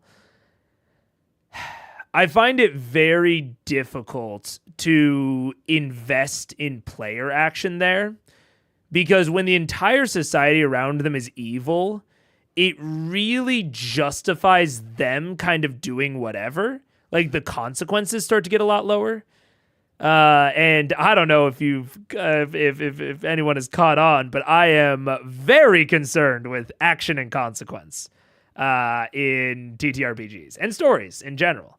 I like it when actions have consequences, and setting the story with again good to neutral characters in a very evil society really lowers the consequence bar, because you have to you basically can't give them moral consequences, which means you can only give them like power consequences, whether that power is financial or influence or levels theoretically, and those are all fine.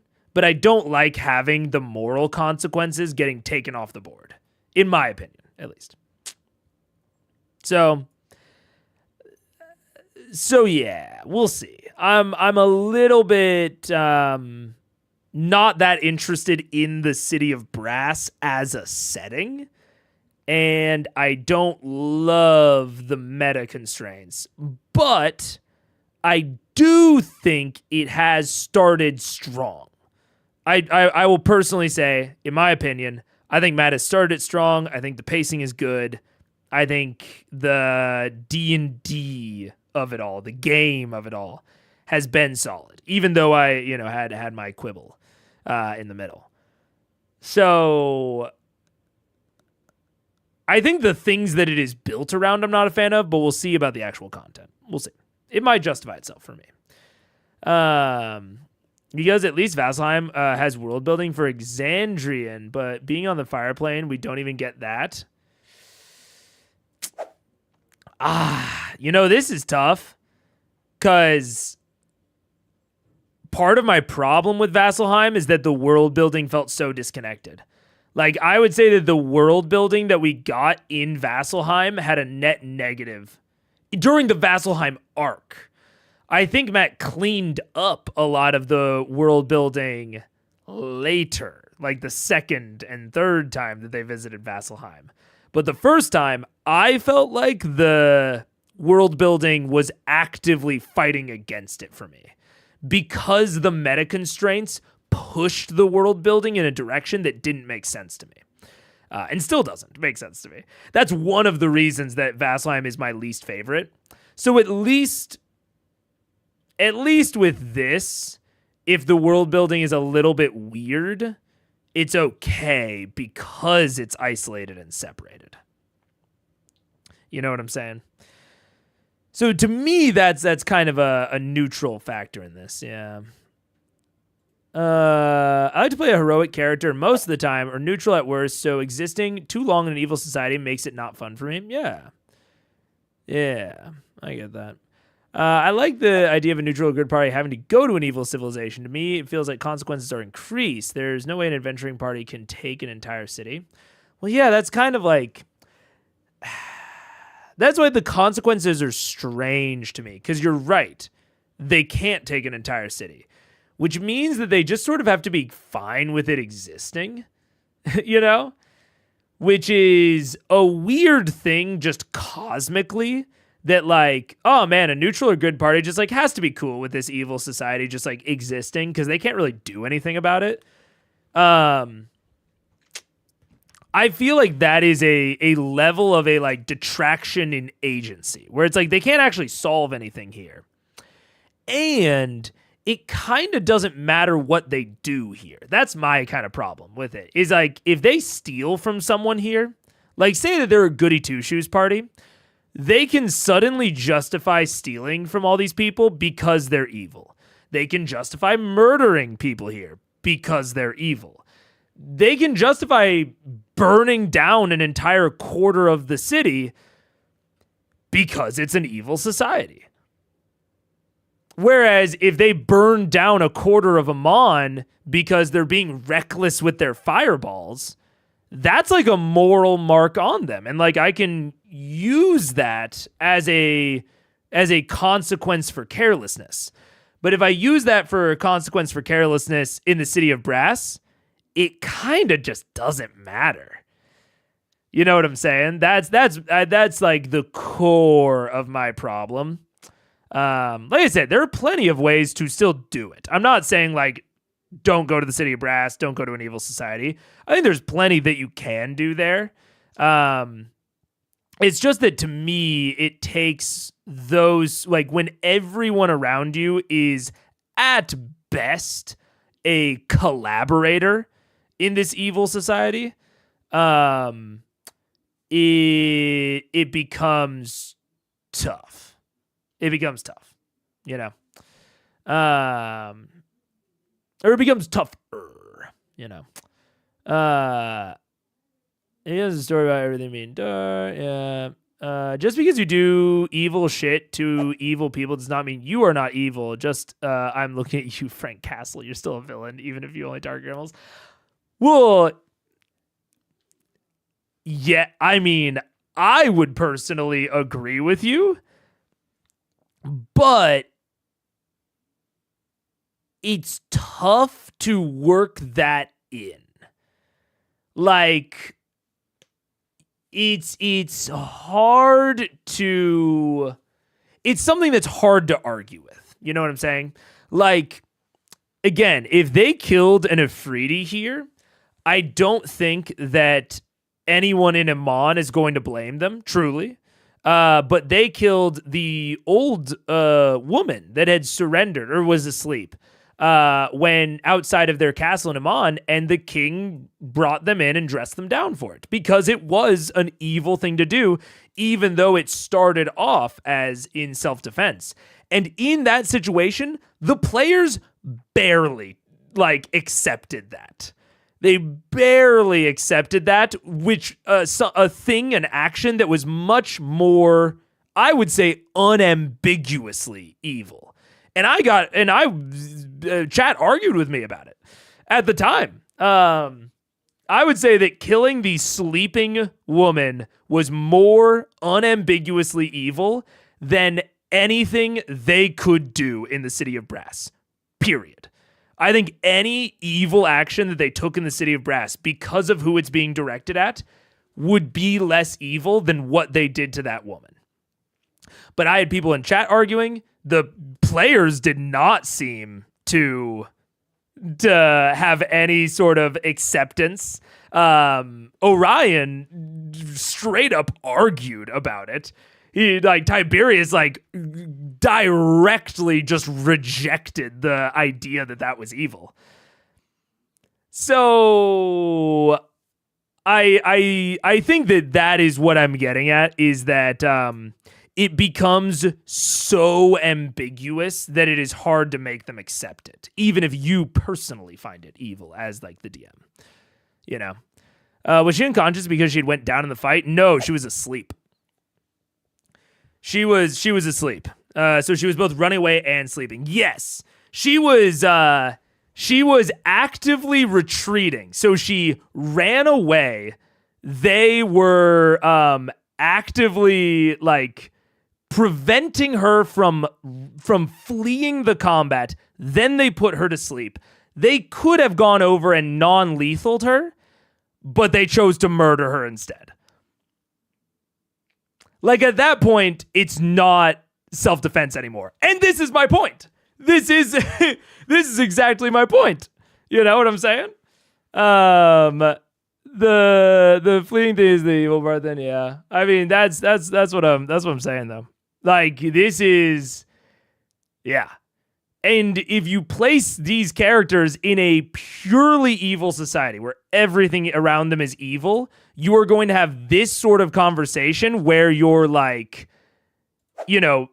debating about, I'm not even saying who's right or wrong in this particular debate, but I think when you have the neutral to good characters in this evil society, you are going to have this debate that we are currently having about literally everything. It's oh yeah, sure, that person wasn't fleeing, but they were a slaver. Isn't it better for us to just take a slaver off the board? We shouldn't non-lethal them, even if they're running away, even if they're unconscious, even if we could chain them up and set all of their slaves free. They're just going to do it again. So we should just kill them. And that's, yes, we're getting at, I think, the core of my problem with the totally evil societies, and why I find myself kind of ejecting in terms of care. You know what I'm saying? Yeah. I think the reason they fought back with the evil woman so hard was because it was tied to the Briarwoods incident. I mean, she wasn't working with the Briarwoods, to be clear.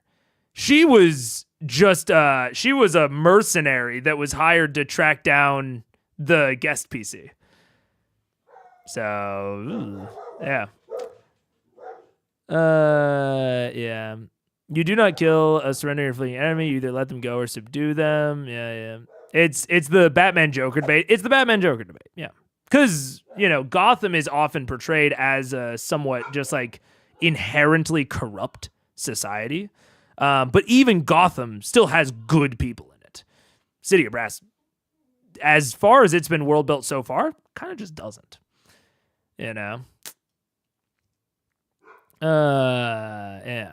You could argue it's worse to kill a bad person in the City of Brass than a criminal boss in Amon because the mob boss had other options. The people born in the City of Brass didn't choose to be. That is an argument you could make. My whole point is that we have to have these long, drawn-out debates, and ultimately, I think reasonable people can differ. And if they do differ on the whole evil society question, then the idea of a moral consequence is just taken off the table. Like, I can't have the king of the City of Brass, read them the riot act for killing a couple of slavers. They're going to be like, no, fuck you, they're slavers. And the person is like, yeah, slavery's legal here. What are you going to do about it? And they're like, well, we're not going to do anything about it, but we personally disagree, so fuck you. Your moral consequence is invalid. That's my whole point. I'm not taking a side on any of these arguments or debates.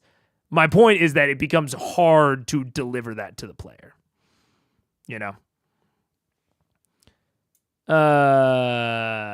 If that debate kills the fun, then that's the game crux.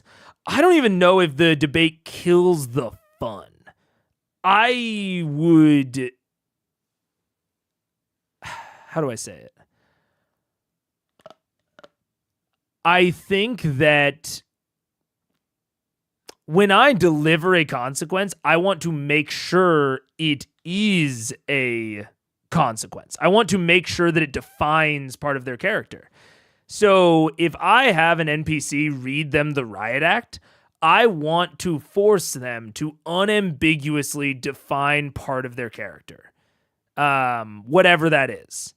I think that the evil society and anything that they do in the evil society is so ambiguous as to not really have a bearing on their morality in a more normal context.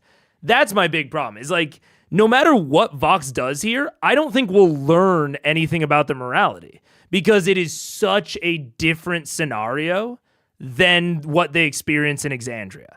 You can debate as to what's better, what's worse, all of that. And maybe that debate itself is fun. But regardless, no matter what happens, we can't learn anything about their morality there because it is such an alien environment. And so that just takes those moral consequences and drama just directly off the table. Because it's such a weird scenario that is so unrepeatable except for right there that it has no bearing on what they do to Thordak. Anything that they do here, I would say has very little to do with any of their moral decisions back in Exandria. So yeah, I don't know. Fiction versus reality mentality. IRL punitive justice is not something I go for. Video games and others, it's not real. It's pretending. Yeah, no, I agree with that. I'm not. I'm gonna skip over the debating the actual morality because that I don't want that to seem like that's what I'm talking about. You guys can debate it. That's fine. But that's not what I'm talking about. My problem is kind of separate. Or separate. Yeah.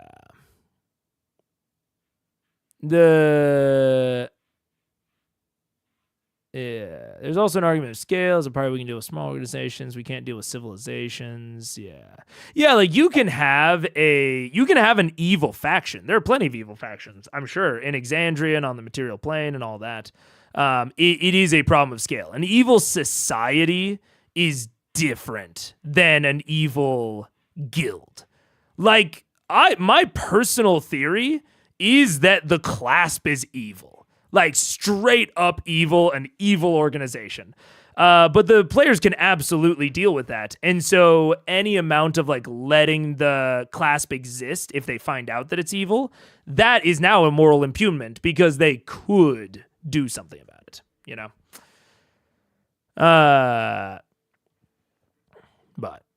Why do we need to learn about morality? Is that because of the show, or do you look for that IRL in your games, learning about your character's morality? No, I absolutely look for that in my games. I mean, I don't have to learn about it, but it takes off the option of learning about it. That is my core problem. I don't need to learn about it. Like, it's like I consider, at least off the cuff, the main two types of consequences are a consequence of power or a consequence of morality. So a consequence of power would be like losing influence or gaining influence. All of these are losing or gaining. Consequences don't just mean negative things. It's just it's just result, choice and consequence. So it could be losing or gaining influence, gold, character levels, magic items, information, any sort of power. I think that's like one type of consequence, which I think you can absolutely still do. Totally. I think you have to do that in like something like the City of Brass. And then there's a consequence of morality, where technically the players get everything they want, or everything goes well, but it tells us something about them. So to give a Critical Role example, if Cassandra had read them the riot act in Whitestone and said, hey, you guys, I'm the leader here, you guys are going above my head, they could either say, hey, you're right, we're so sorry, we won't go over your head anymore. That's us learning about their morality. They could alternatively say, fuck you, we're above the law. And either one of those is fine. There's no power consequence to anything there. There's a moral consequence. That is them defining parts of their morality, whether they want to or not. They are saying it is okay for us to be above the law in this context, right?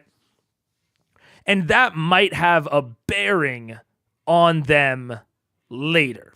Another one that I would use as an example is when I was talking about the possible stuff that Thordak could do, and I was talking about how Thordak could just start executing innocents.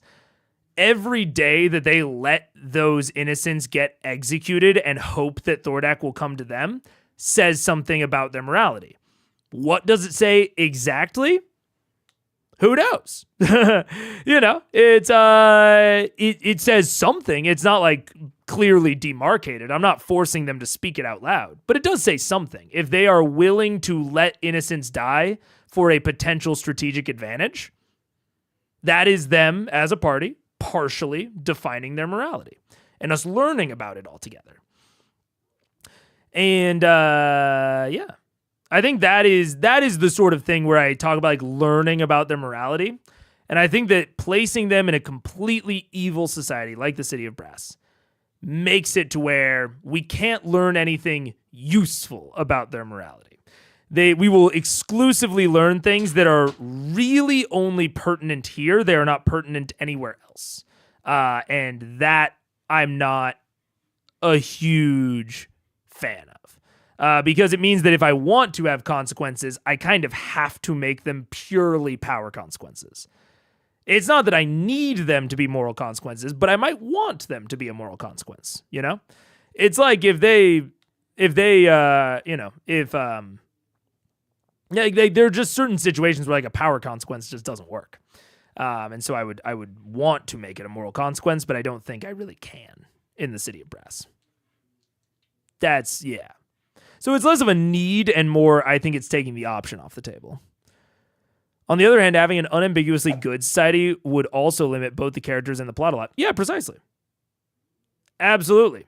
Like in an unambiguously good society, if we're at Mount Celestia and they help someone or they do anything good there, that still doesn't tell me anything about their morality. Yeah, I fully agree. Having an entire society where there is like broad evil or good, and that just is the entire blanket of society, I think really flattens out the options of the DM. You know what I'm saying?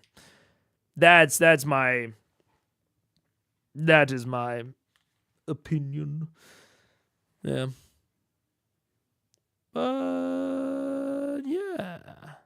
Yeah. Yeah. I think. Oh, yeah, we're about to go into ads. So I think I will end it there. And I'm going to go take a nap because I'm sleepy. Or at least I'm going to try. I'm really bad at taking naps. I'm probably just going to go eat something. But I